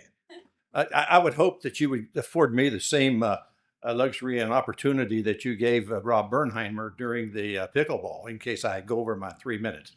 I'm really probably not going. I wasn't even going to speak to this issue today until I got the response from a resident below that you sent to one of our residents, wherein I'm paraphrasing now because I can't find a sheet of paper here. Where you said that we being you and everyone else, had a problem with the BNP Parabol allocation of tickets, and you changed that to a lottery system, and that resolved the problem. Well, sir, no disrespect to you. That issue was addressed during my term, and me and the council took care of that problem. And the problem was as a result of the council members at the time giving out tickets to their friends, not because of any allocation problem. It was us trying to stop the whatever you want to call it, council members giving their friends benefits that they should not have been given. But gentlemen, it's been said before, residence rates in Indian Wells is an iconic symbol of Indian Wells. To destroy that in any way, in the elimination or the change of the 14-day tee time, or the number of times a golfer can play, destroys the resident amenity. And in my opinion, that's the last thing you want to do, because once you do that, and in Peabody's letter, he said, you might as well become Palm Desert. Why have the cost of this administration? Because you're just another city in the valley without libraries, without swimming pools, without baseball fields, tennis courts, whatever, or basketball courts, whatever. It's the one thing that Indian Wells has got. Now, you come into town, Doper, no disrespect again, on your Trojan horse and live behind the gates of the you like that one, Trojan? At the Vintage. Well, Charlie Wheat, who lives outside those gates, in an issue that came up between the city, said, you know, we live outside the gates, but we do not live in an unwashed area. So therefore, the issue is, you know, and I'm happy that you play golf over there. So let me digress for a second. I'm getting ahead of myself here. I believe, and have always believed, and council members before me believed, that the Indian Wells had an implied contract with the residents when in 2005, when they were getting ready to the chase here, please. Huh? Let's please cut to the chase. Thank you. Okay. It said, please note, residents' taxes will not increase as a result of the renovation, and residents' green fees will remain at the current low level. Okay? I believe, and have always believed, as well as my fellow council members at the time, is that the city entered into a contract with the residents to keep the golf rates. And it didn't say golf rates for a year, 2 years, 10 years. It said golf rates the same. And therefore, I think you have an implied contract with the residents. And in order to change that, you would have to get the residents to agree to any change in that resident amenity. No, that's okay? a good idea. Your time is up, so I'm going to ask that you conclude. Okay. And so basically, I'll conclude with that. I just think you need to understand that, and we need to move on. But that's a good idea. Thank you. Get that. Is there another speaker? Yeah, here we go. We have Eric Johnson, and we have two more, Mayor. I misspoke. I have Two more. Two more. after Okay. this. Yes, thank you. My next, okay, thank you. My name is Eric Johnson. I live behind the gates at Indian Wells Country Club. Concur with many of the comments here and appreciate them very much, and I won't repeat them. I'm glad to hear your comments, because I was going to comment about the same thing. I have friends that are trying to move to Indian Wells because of the remarkable benefits there are to residents. And the only other thing I just wanted to add is I think the changes to the players course were phenomenal, and Thank I you. certainly hope that we're able to get an LPGA event if that's the goal. And it does bring me back to being a resident, being proud to be able to host people that come to the hotels from all over and stay and play the golf course. That's something I take a lot of pride in as a resident. And when the tournament's here, you can look for volunteers, and if I can be a volunteer at that tournament, again, that'll be part of being a resident, part of the relationship between the residents and the government. And I think that's important to foster that. And I encourage you to keep that in mind. Thank you so much. Thank you. Two more. Yes, Simone. We have Alex Soshin and followed by Dan Wimsat. Alec, good afternoon. Good afternoon, esteemed council. Really appreciate it, esteemed board. I came to Indian Wells about 4 years ago and am a proud resident of Casa Dorado.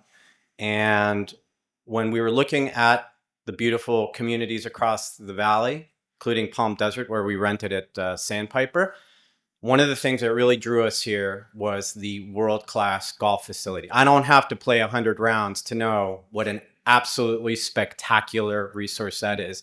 And to be able to offer to all our residents at a rate that is reasonable at a time when all of the other expenses around us are going up, whether we are private residents, whether we are in a condo, whether we're renting, we have the amazing opportunity to see the benefits every day. Not everyone has to use it. We all benefit because the real estate prices reflect, I think, a premium of that amenity. And yesterday at Meet the City Manager, we heard about the amazing economic vitality of Indian Wells. $100 million we have in cash. We have an amazing reserve. We have fully funded pension benefits. So there's no economic rationale for revising the numbers, increasing the numbers, reducing the rounds. We talked about, there's a delta of maybe $2 to $6 million that we're leaving on the table. Debatable. We have an amazing amenity. We have a resort that now is making money and is profitable. All of the things are rounding into shape. We're emerging after 5 years of COVID, and it's only going to get better. This amenity should be the last thing that your team, your staff, and your board is looking on how to rationalize and how to improve and how do we extract more profit out of this amazing gem. The golf resort is doing well and the residents are enjoying their benefit. Leave it alone. Thank you. Thank you. One more comment?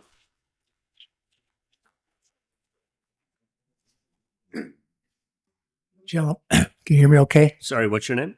Dan Wimsat. Thank you, Dan. Good afternoon. First of all, I want to start out by saying I appreciate all the work that all of you do, and all of Chris and Eric and Kevin and the Troon guys. I actually am here to represent the other side of what we just heard. I am I believe, the silent majority that doesn't like the status quo.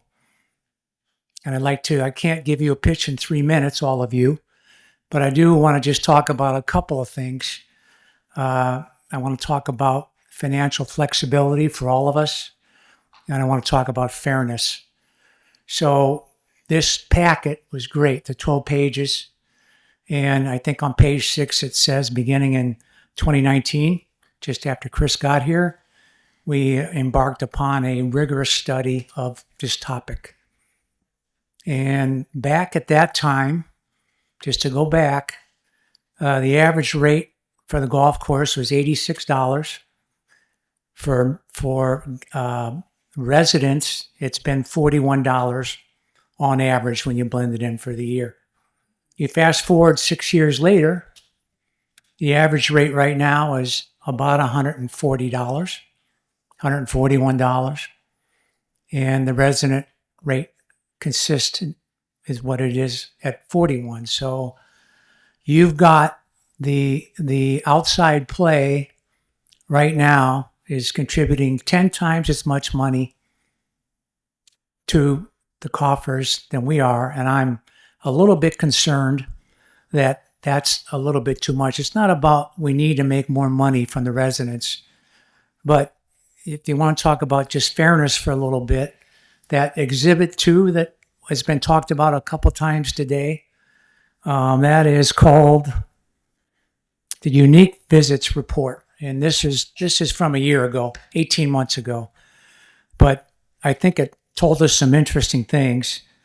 The top 1% of the people that played in that year played on average 115 times. You take a third of the Indian Wells population that's playing, a third play either once or twice. I actually think that has more to do with course availability than anything else.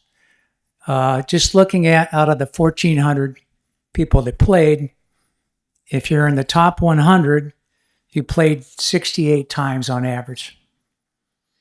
Well, back in 2019, it cost about, and we talked about the subsidies, about the reduced subsidies for the residents. Need you to kind of come to the conclusion here. Yeah. Thank you. Thank you. I didn't mean to. I would cut like you to off. have, I'll tell you what I would like to do. is Okay.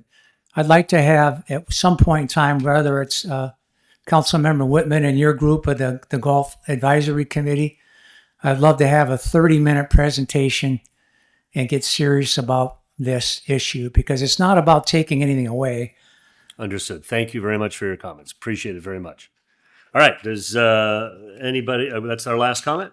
That is, and I did want to acknowledge that we did receive over 30 public comments, written comments. All will be included as part of the agenda record for today.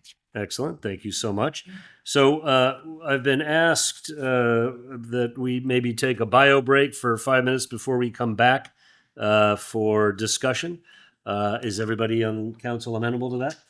Okay, so 5 minutes and then we'll come back. Thank you very much.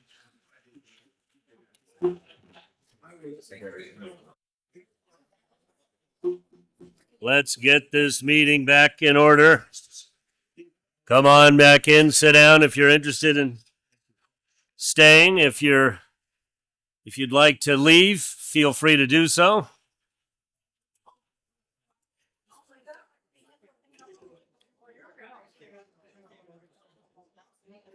Ladies and gentlemen, please have a seat. We're going to call this meeting back to order. Ladies and gentlemen, please have a seat. We're going to call this meeting back to order. Would you kindly close the chamber doors? Thank you so much. Muchas gracias. Okay, so now that we've completed public comments, we're moving on to council discussion. Is there a motion to provide direction? I motion to leave everything as it is now, and not change anything. I second. Okay. Is there any discussion? Oh, definitely. Yes. Okay. Dana, do you want to start? Sure, I'll start.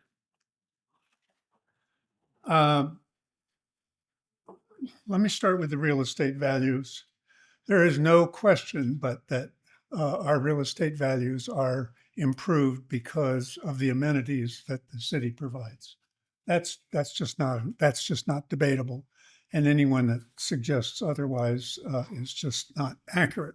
Of course, the benefits accrue to the property values and are very important. But it's not just golf. We have lots of amenities. We've got golf, we've got tennis tickets, we have resident parties, events at the Living Desert, Acrisure Arena events, Desert Town Hall, all kinds of amenities that are available to those people with resident benefit cards. And actually, one of the most incredible benefit we have that we don't really ever discuss, but when new people come to town, they are completely flabbergasted. And that is the benefit that we don't have to take our garbage out every week like everybody else. And that's because the city who's ultimately responsible for picking up the garbage, has contracted with a contractor to pick up the garbage and come into our side yards, empty our trash cans, and put them back. And that's just people that have moved in here, they've never heard of such a thing. It's so incredible. And we never really discuss it, but I would argue that that's one amenity that accrues to the entire city and the others not necessarily to the entire city. Now, some of the amenities are limited and some are unlimited. For example, the trash is unlimited. I live here. I use it 52 weeks a year. 52 weeks a year, Burtec comes in on behalf of the city and picks up my trash. My neighbors, some are there 4 weeks a year, some there 8 weeks a year, maybe probably the average is 12 weeks a year. They pay the same as I do, but they only get their trash picked up 12 times a year. I get mine picked up 52 times a year, but it's unlimited. By my using it 52 times, I'm not hurting my neighbor. I'm not taking anything away from my neighbor because my neighbor could also do 52 if he or she wanted to, but doesn't want to. That's not the way it works with the golf or the tennis or any kind of tickets. Because if I use a golf time, 7:30 on a Saturday morning, nobody else can use it. That's mine. I have now eliminated that spot for the entire rest of the community. And what is the rest of the community? Kevin tells us in his presentation, there are 2,642 residents who have paid extra to be a golf benefit resident. 2,642. If I take a tee time at 7:30 on a Saturday morning, I am taking that opportunity away from 2,441 people because I have taken it and it is not replaceable. That's entirely different than using the garbage 52 times a year. It is totally unfair. Now, there are 96 starts per day during the prime season, during the prime time. 96, that's all. There are 2,642 people who are eligible for those 96 spots. And when somebody takes more than their share, more than one, they are depriving everyone else of that 2,642 people the opportunity to use that. It is not fair. It needs to be addressed. I don't know how to address it. I don't have an answer. I just know that it needs to be addressed. Now,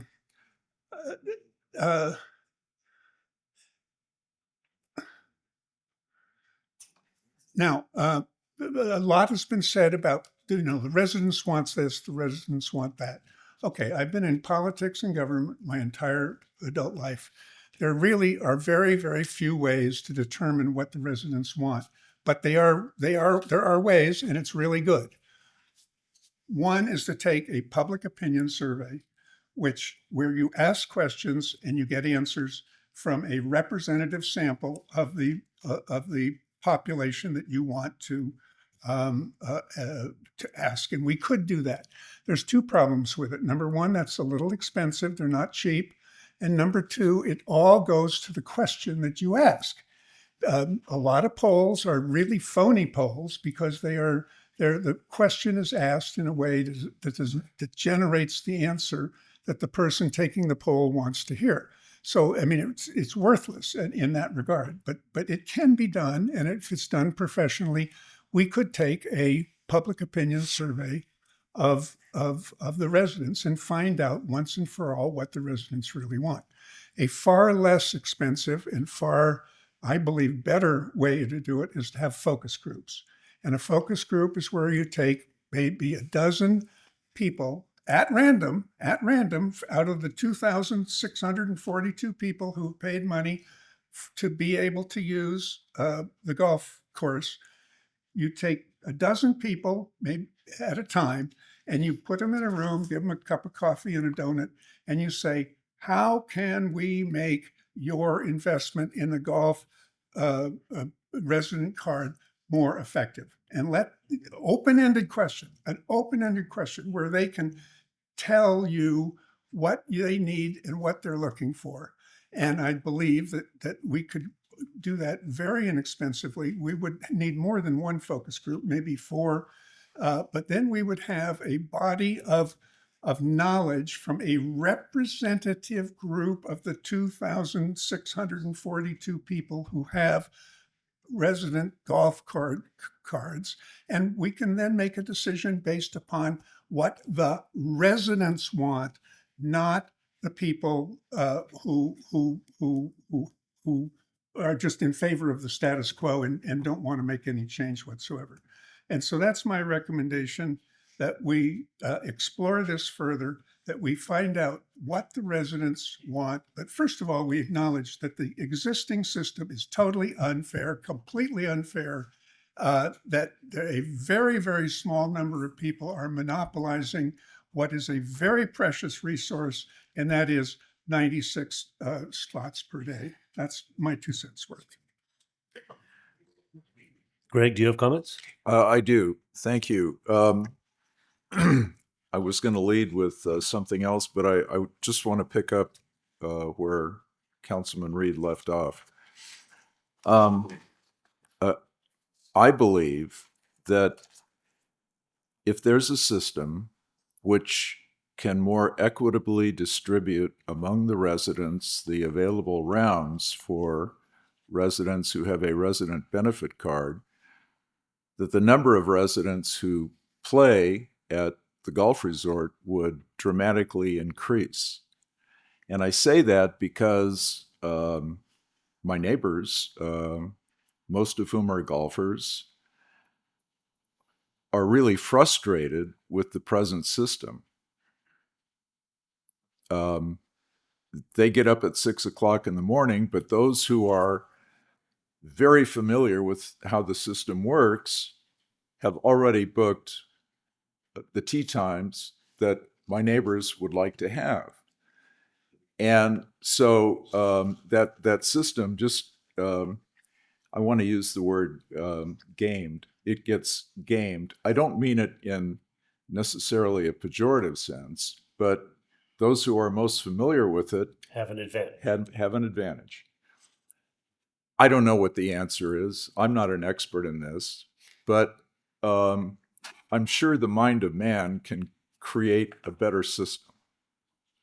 So I'm in agreement with Councilman Reed on that point.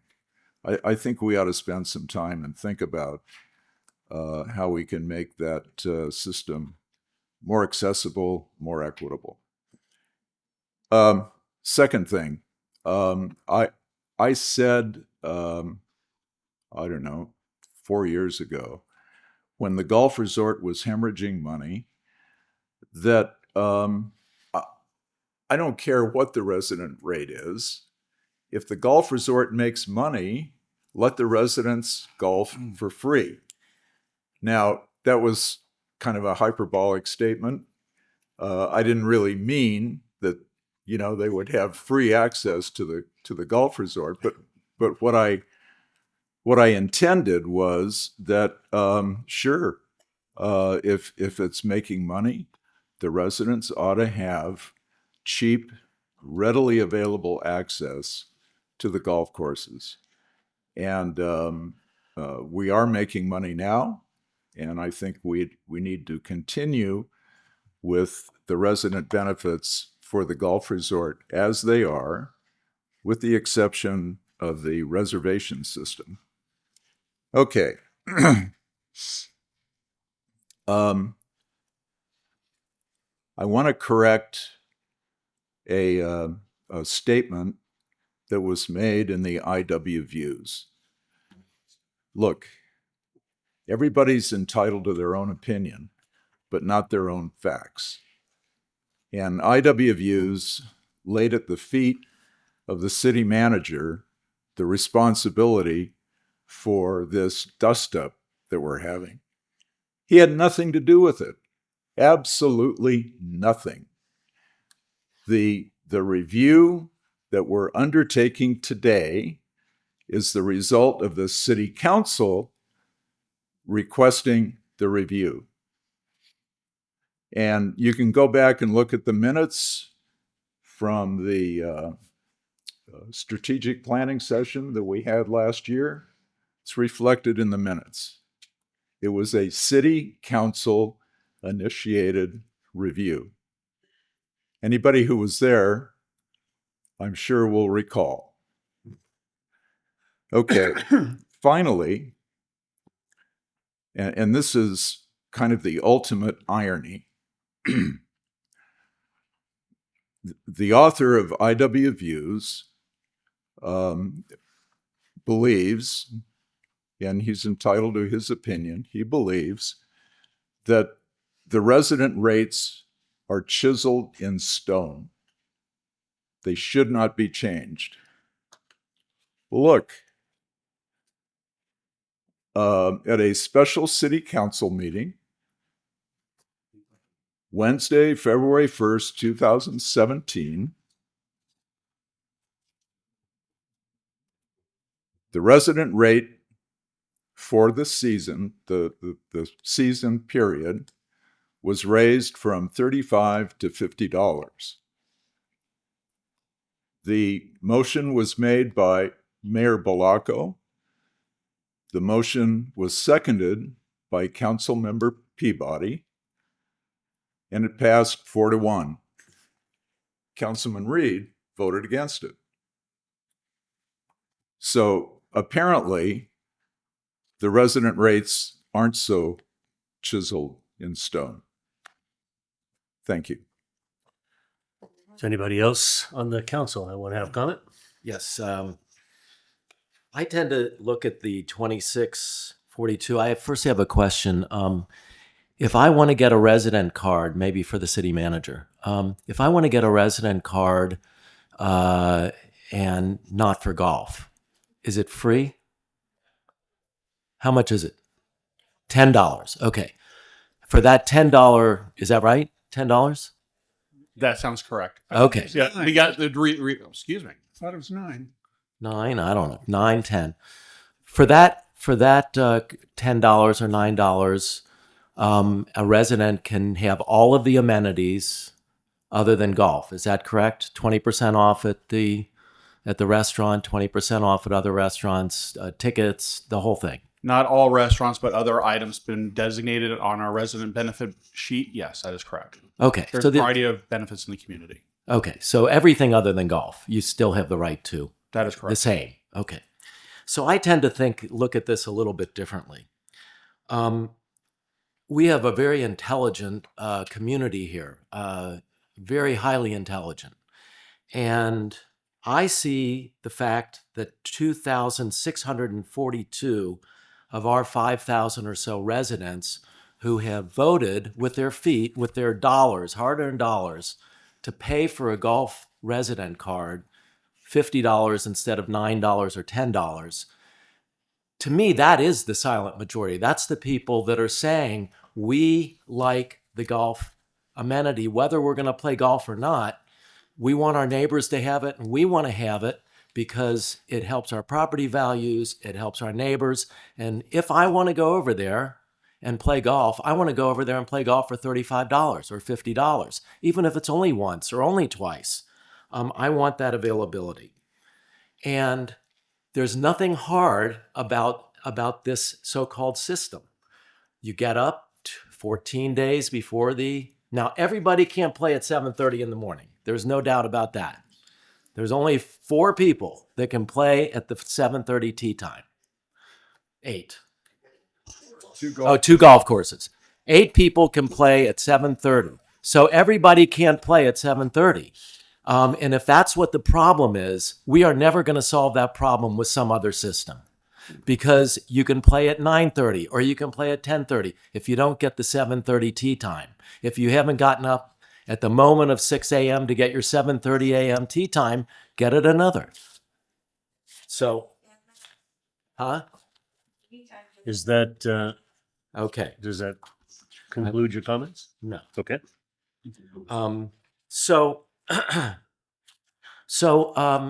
people have their eyes wide open that that they want to have this golf amenity the way it is, and that they're paying for the golf cart.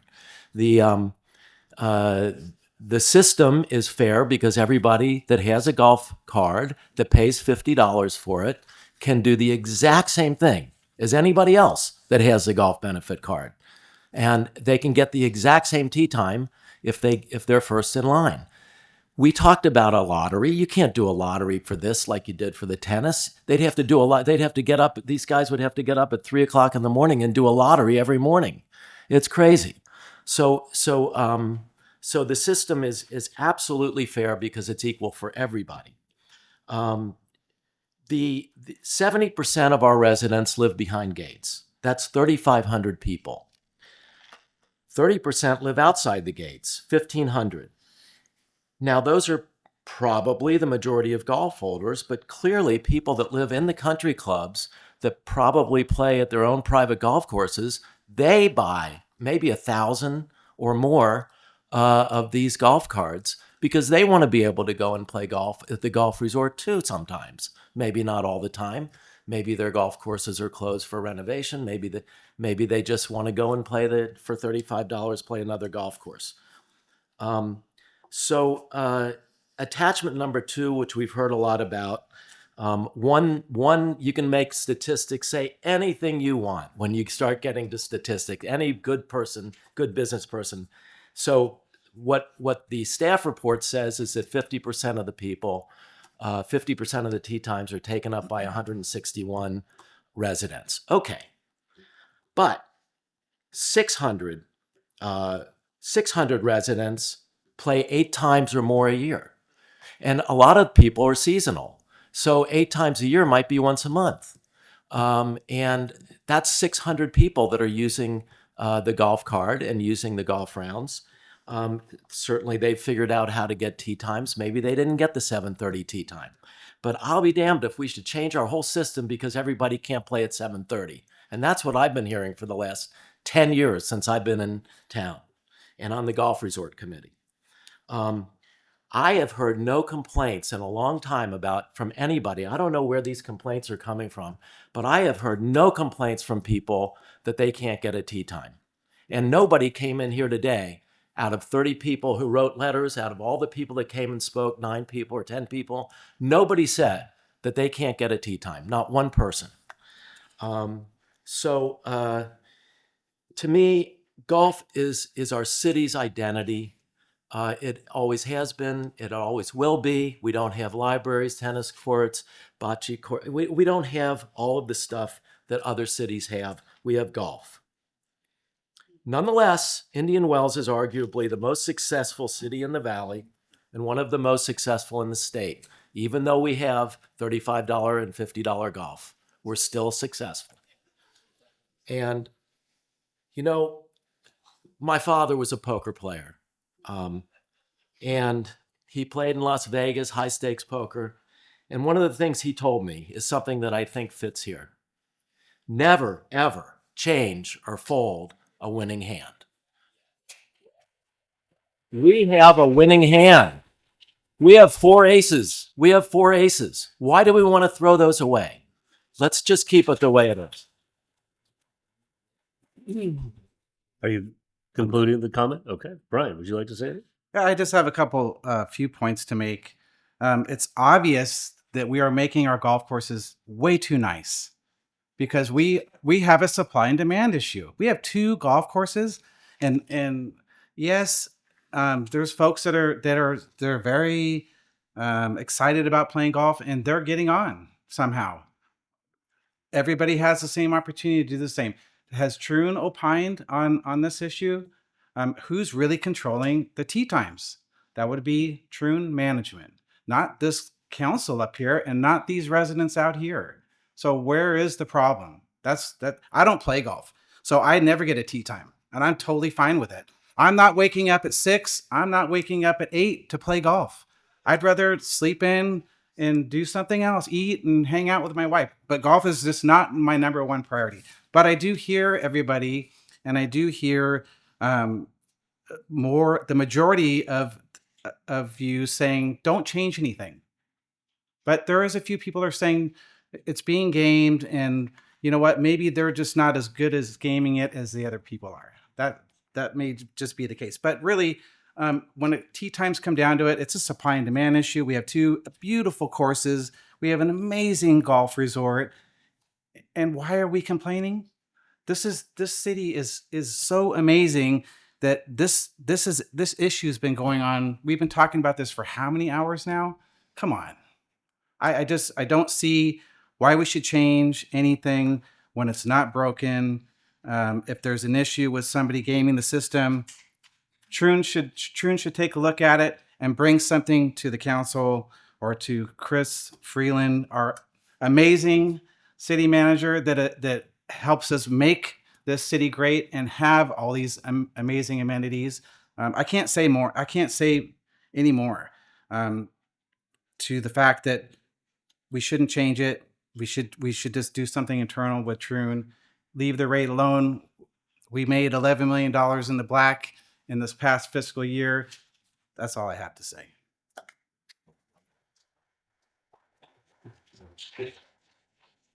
Just as a couple of footnotes, Doug, your comment or anybody's concern about me living in the Vintage Club, I pay taxes just like everyone. I pay for my annual golf card just like everyone. And I have a right to play the golf course just like everyone. And I choose to play what golf course I want to play. And I love the Players Course, and I love the Celebrity Course. And I proudly bring members from the Vintage Club over to those courses that haven't played it before to show them the excellence not only of the condition of the course, but also the architecture of the course. I could have chosen to live at Bighorn. I could have chosen to live in the Madison Club, but I didn't. I chose to live here, and I chose to live here in Indian Wells for a whole lot of reasons. So I want to make that clear. Ty, your snarky comment too about, this is my first, agenda as mayor. The city council asked for a review. The review came together. It came together this particular month. I put it on the agenda because we believe in transparency and communication. And I fully enjoyed this entire conversation here. This is not good versus bad or people who want, demand get tee times and are not getting them. This is about having a healthy conversation about probably our single most important asset and how we're managing it.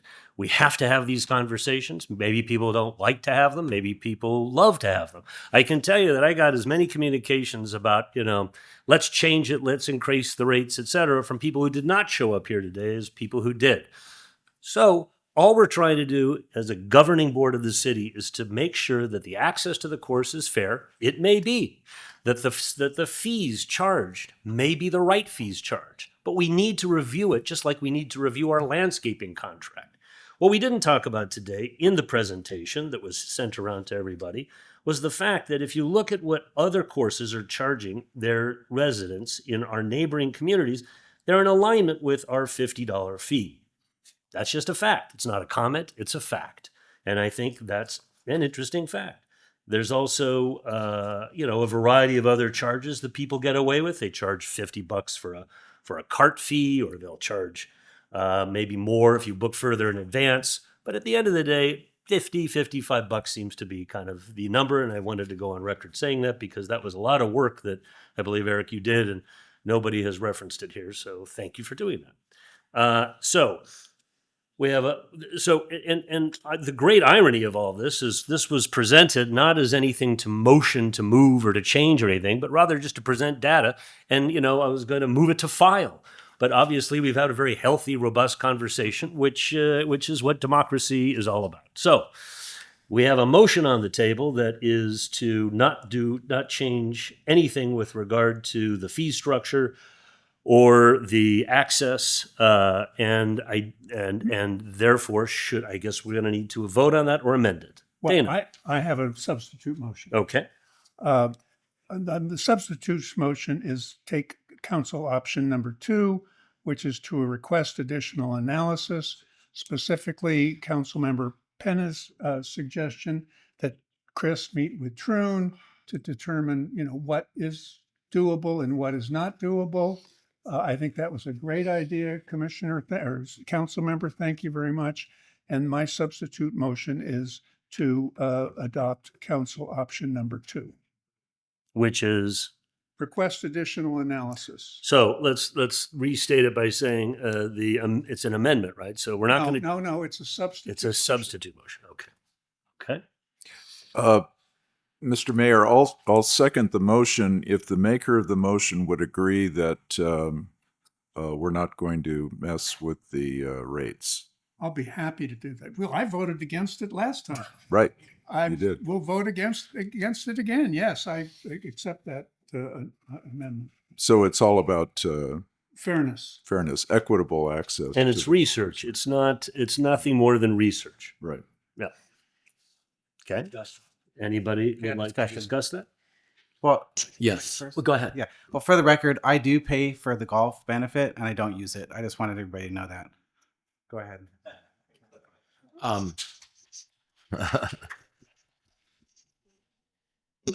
I don't think we need, personally, I don't think we need any further analysis. We have a 12-page analysis that's been done at great time and expense. It basically hasn't shown anything that would counteract our original motion to keep things the same. It just prolongs the agony. What are we going to do? Bring it back with with another agenda item next month or 2 months from now to change the access? I just don't see any reason to continue this. We have a lot of important things to cover this year. Mayor Taylor has been very busy his first month, and which I think is fantastic. He's done a lot of work on a lot of different issues. We have a lot of things coming up, and I don't think we're going to change anything. And I see no reason to go back and continue to agitate on this issue. So that's my statement. Okay, being the maker of this motion, I have yet to hear anything from Troon that there is a problem. Okay, let the record reflect. So, Excuse me, I was the maker of the motion. no, I was original. Well, but we're talking about the substitute motion. Yeah, but the substitute motion hasn't been voted on. Well, that's what we're discussing it. Right, that's what I'm discussing. So you're opposed to, okay, fine. I thought you were discussing your motion. I'm Yeah. sorry. So, in the spirit of settling the matter, which obviously doesn't appear that's going to happen, I just don't see that there's a reason to push this off and have another staff report, have Troon do a deep dive dig on where the problem is. If there's a problem, they would have done this already.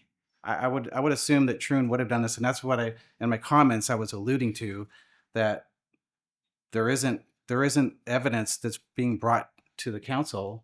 I've received more emails yesterday, more emails in one day, and I've been on council for a year and 2 months now on this issue. Pickleball I thought was pretty exciting.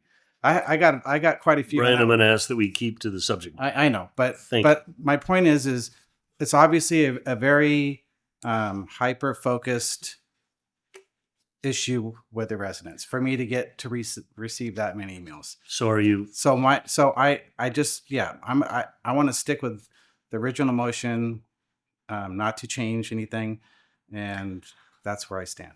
Okay. So because I believe the protocol would be to focus on the amended motion first. Yes. And so why don't we vote on the amended motion, which would be to request that city staff, along with Troon, investigate the fairness of the current system to ensure that to comment on whether the current system is fair or can be improved for accessibility, equitable accessibility. Okay? So let's take a roll call. Councilmember Whitman, No. Councilmember Reed, Yes. Councilmember Sanders, Yes. Mayor Pro Tem Penna, No. Mayor Taylor. Yes. Passes 3-0. Okay, so and do we not need to vote then on the original? Okay. All right. So, and the reason I voted yes is so that we can just be more informed in our decision making. Let's move on then to H1. H or I. Is it H1, the public hearing, please. Okay. Which is the what? H1. The ADU ordinance, the public hearing. Sorry. Page 6, Mr. Mayor. Yeah, thank you. There it is. Sorry. So the ordinance amending chapter 21.85 of the Indian Wells Municipal Code relating to accessory dwelling units and junior accessory dwelling units. We'll now hear a report.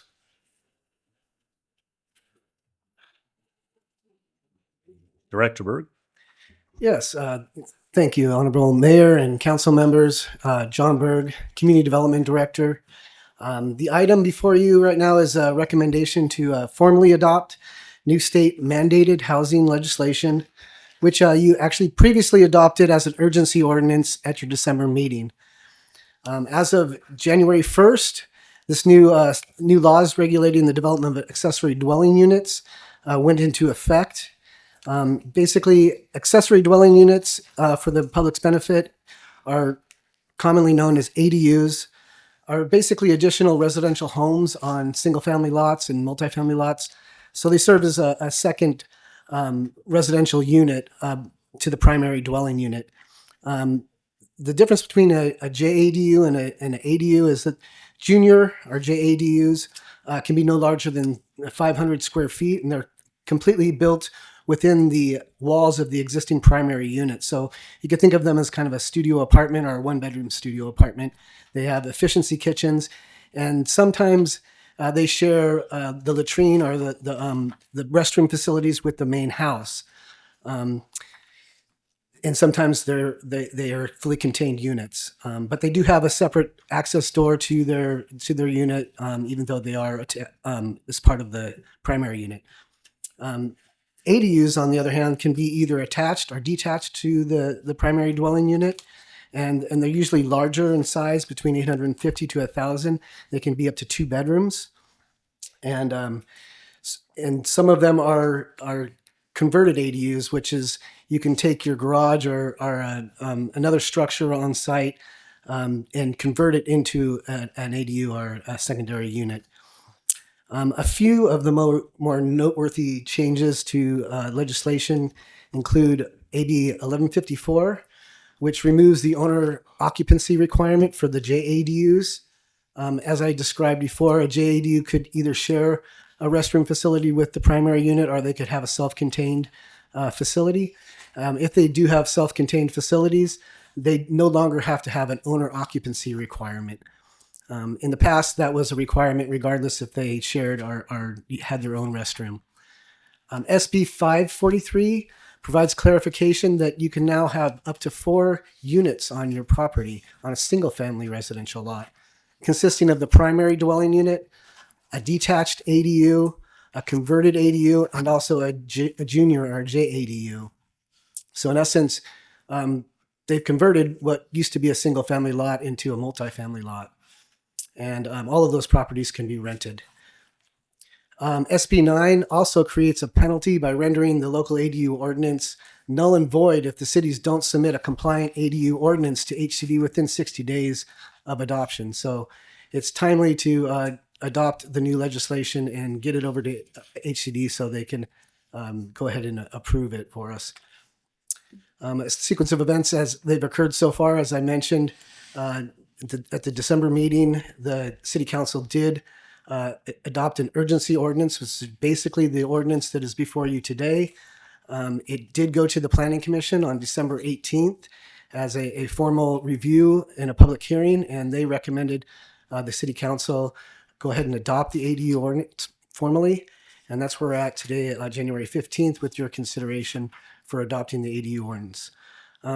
Just real quickly, there is a little bit of housekeeping we have to do. We had the Planning Commission review the draft ordinance, and when we converted it to the city council ordinance. There was a little administrative error that happened in the ordinance. So the clerk has passed around the revised or clean copy of the ordinance, and we would just want to make sure that that's the ordinance that you understand that you're adopting today. So with that, staff is recommending that council waives full reading of and introduces the ordinance by title, amending chapters 2185 of the City of Indian Wells Municipal Code relating to the accessory dwelling units and junior accessory dwelling units to comply with recent changes in state law as I described, and find that the adoption of the proposed ordinance is statutorily exempt from review under CEQA under the Public Resources Code 21080.17. That is my presentation, and I'm happy to answer any questions. So this has been a really hot topic. I was in Sacramento, and it's a hot topic in cities like Indian Wells that, where Sacramento is very focused on density.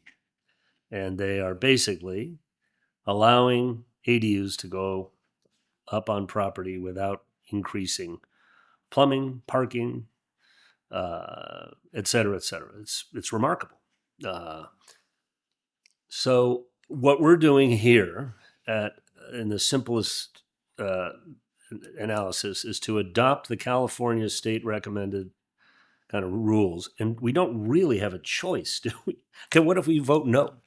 Well, We're out of let me compliance. preface it by saying we already do have an ADU ordinance in effect, and it tries to give the city as much local control as we can actually have.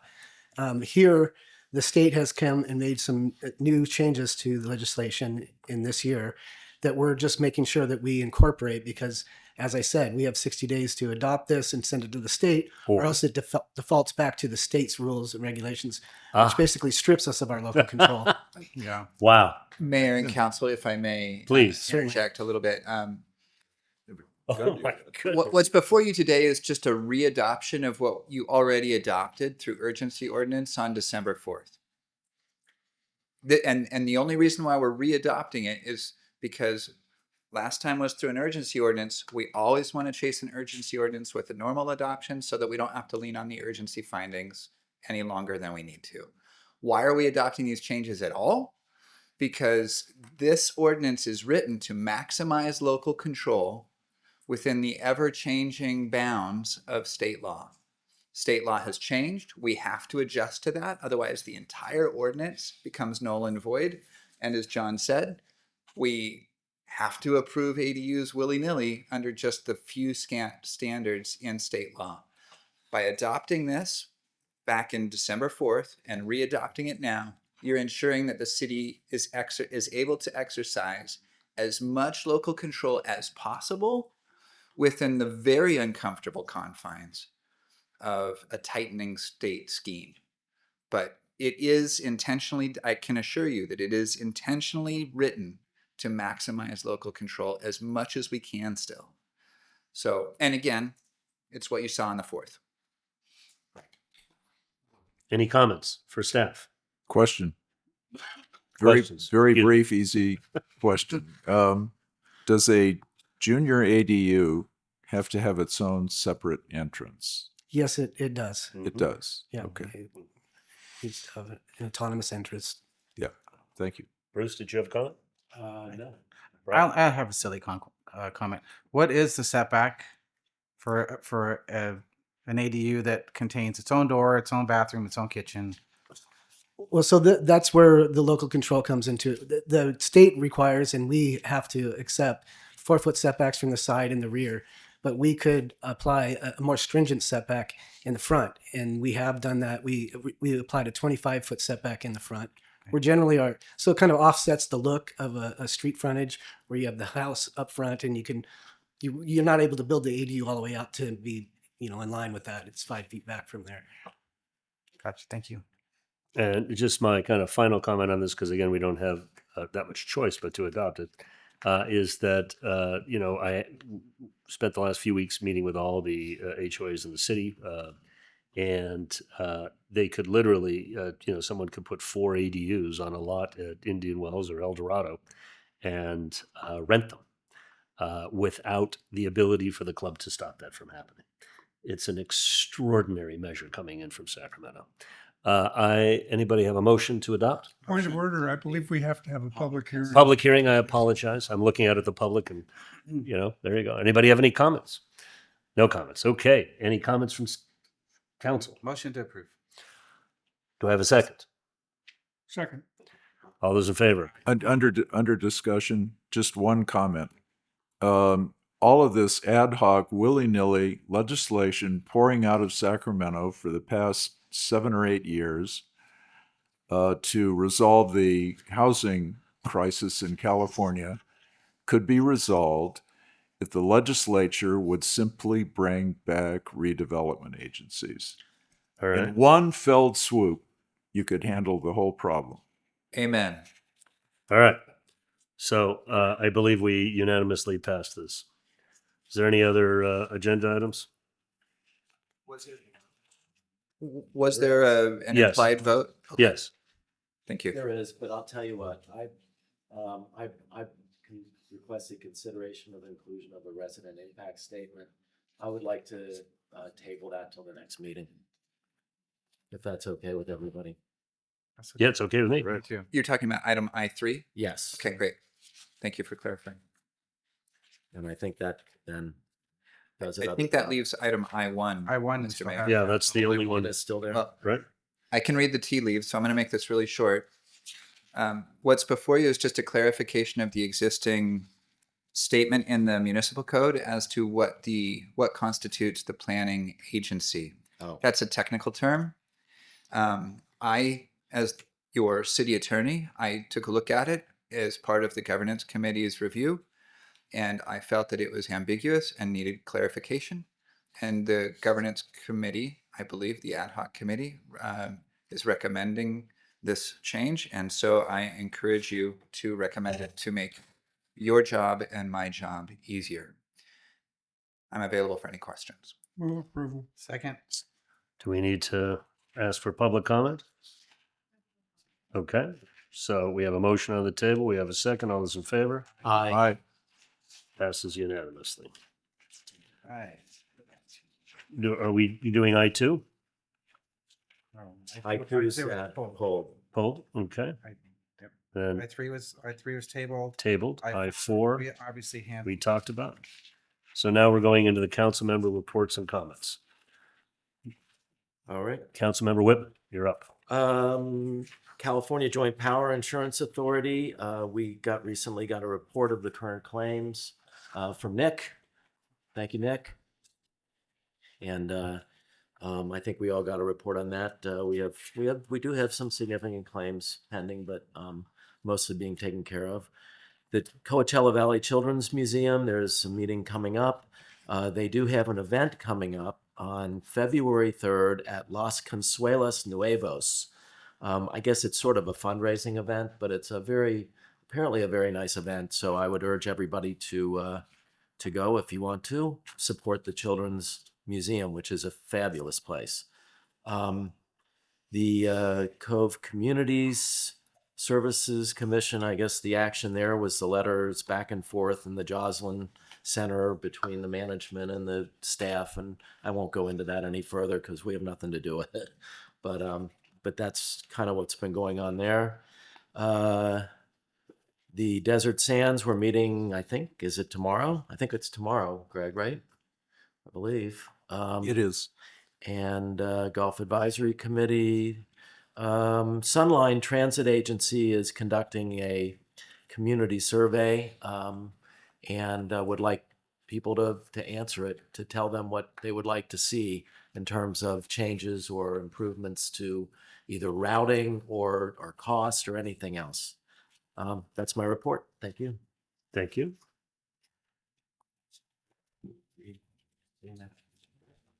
Mr. Reed. Mr. Reed, okay, Conservation Commission met. We got a report from the IID regarding an endangered species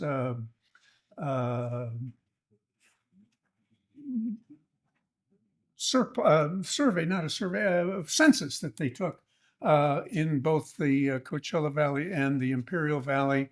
for the horned toad something or other, whatever.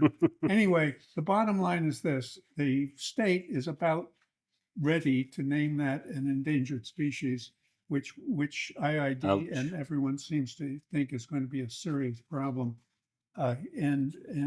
So, but apparently it really is not an issue here or in the Imperial Valley. Help me, I'm looking at you here because I know you've been involved in this.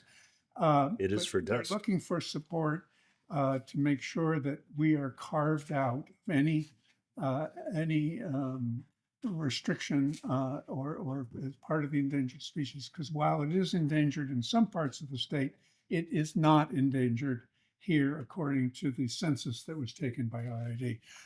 That was a long discussion and one of very much concern.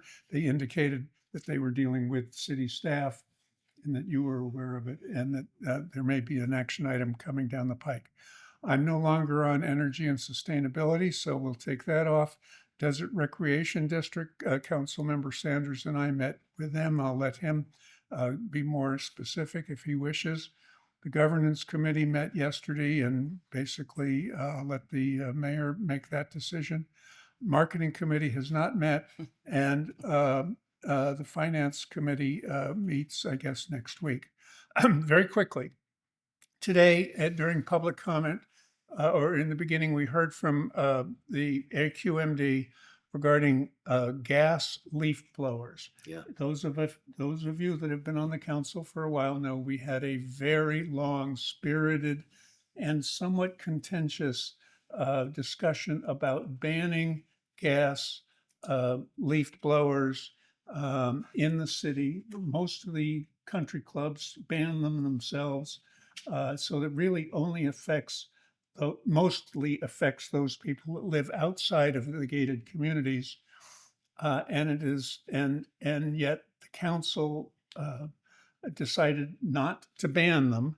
But now that the AQMD is offering, if I understand what is correctly, up to $15,000 to replace the gas leaf blowers and mowers with electric or battery operated leaf blowers or mowers, I would like at the strategic planning conference to at least discuss, do we want to revisit the question of banning gas leaf blowers and mowers on a citywide basis? If you don't want to do it, then you don't want to do it. But I think we made a mistake in not doing it a couple of years ago, and I'd like to revisit that.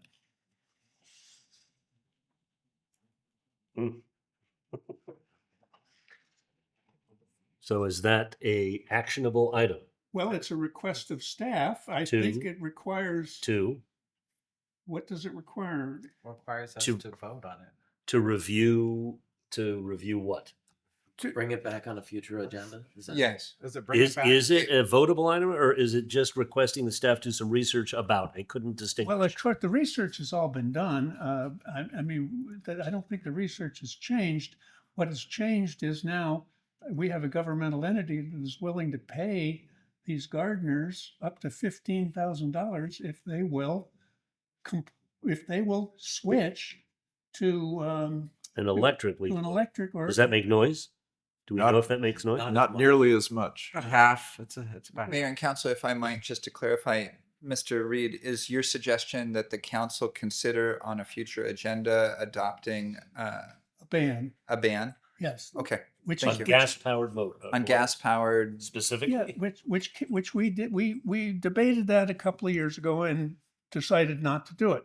Now there is a new incentive that makes it almost. Understood. Never mind. You understand. What I mean. Understood. For Okay. clarification, though, is it for a future agenda or specifically for strategic planning? I'm going to say future agenda and let the mayor, you and the mayor decide. First of all, if I don't know whether the council wants to revisit it or not. If they do, I'd leave it to you and the mayor to decide. What's the will of the council? I'm Put it in on a fa- future- second it. I'll second it. Yeah, let's get it on the agenda.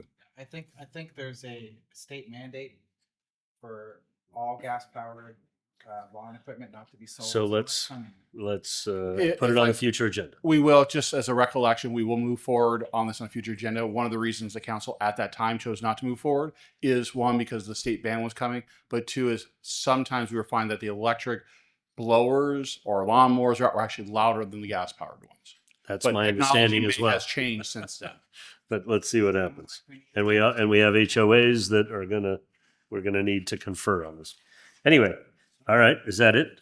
We need to vote on it, right? For me, yes. It's just we can. I think the will of the council is to Pretty put it on a clear. future agenda. Everybody agreed. All I right. heard at least 3 yeses. and We heard at least possibly 3 more. yeses. Okay, next. Thank you, Mr. Mayor. I don't have much to report since our December meeting, except that we are having the 2+2 meeting with the Desert Unified School District tomorrow. That's Councilman Whitman and myself. We did have a 2+2 meeting, Councilman Reed and myself, with the Desert Recreation District. We gave them a heads up that when we acquire the Losoy property, we'll probably want to sit down with them and plan out a future park at that location, if that's the will of the council. And we discussed ADA compliance at Fairway Park. A consultant has been hired to design some things that need to be incorporated into the park that will make it ADA compliant. And the Indian Wells Public Safety Committee met yesterday. I don't think there's really much earth shaking that needs to be reported from that meeting, unless Councilman Penna has a different point of view. Thank you. Okay. Mayor Pro Tem Penna. Hello to all 3 residents out here. I do have some things to report. The Coachella Valley Mountains Conservancy did their photo. It's a contest, and I reviewed the photos that were submitted. There were 32 of them, and they were spectacular. I was shocked. Some of them they were all from the valley, but some of them you wouldn't think they were from the valley. So those will be coming out soon. Indian Wells Preservation Foundation, there's a mix and mingle that was announced earlier today for Friday, January 16th from 5 to 7 at the golf resort. There is an auction there to help the preservation. That's going to be a great event. I believe it's sold out. So if you didn't get in, maybe you won't get in. But anyway, moving on to the community activities. We have some events coming up. Indian Wells Residence Day at the Palm Springs Power Baseball. I believe there's just game 2. I think game 1 was canceled. Yeah, I believe. I wasn't told. I was told I'm supposed to throw the first pitch at all. Oh, okay. Somebody Well, better tell there's me. if two. it's There canceled. are 2 games. Yeah. Anyway, I'm not. I received a cancellation on one of them yesterday. Oh. We have Palm Springs Air Museum Residence Day on 2/14 from 10 to 5. We'll be getting an email blast on that. We have a movie night on the green. That's a replacement for the Christmas one that rained back in December. It's going to be on February 12th. 2026 at 7 o'clock, and it's going to be the movie 50 First Dates, which I love. It's a great movie. I can't wait to go. Weekly yoga and wellness in February. There's not a date set for that. Salton Sea Tour, February 18th, 2026. More details to follow. Salton Sea Tour number 2, same. In regard to the Public Safety Committee, kudos again to Lieutenant Schiavone and all the work they're doing. They're doing a great job with traffic, speeding, and keeping our community safe. And that's all I have. Thank you. Thank you. Let's see. On my committees, the Homeless Committee and the Executive Committee had a joint session where we discussed improving operational planning moving forward and a more strict review of who owns the houses that the homeless, the CVAG rents. I go to Clean Air Ad Hoc Committee. Been pretty active there. Greg and I went up to the Marine base in 29 Palms to talk to them about how they address their, dust storms, both in the field but also at this incredible Marine base, and got some education there. We also met with Eisenhower Hospital to meet with their experts in this area, and they're going to be providing more data with regard to the increase in lung and esophageal issues over the past few years. I think we've been enjoying some wonderful air quality over the past month or so, but the wind season is coming. Just as we talked earlier about the FAA, we have been highly, highly recommended by 3 board members at the AQMD to register complaints, because complaints actually drive action. And so I will be sending out a mayor's note with a link to a complaint form for the AQMD to please address the quality of the air in Coachella Valley, just as I will be sending out a separate note regarding the airport and the flight pattern adjustment. The Governance Ad Hoc Committee met and are making some recommendations that will be coming, I think, next month. And with that, the Governance Ad Hoc Committee will probably cease to exist because it will have completed its review. I would like to create 2 more ad hoc committees, one for municipal code updates, which I would like to sit on, and I would like to suggest that Greg also sit on that with me. And then I'd like to create an ad hoc committee for the BNP Paribas tournament to engage in a conversation about extension of our agreement, and I would like Mayor Pro Tem Penna and I to sit on that together.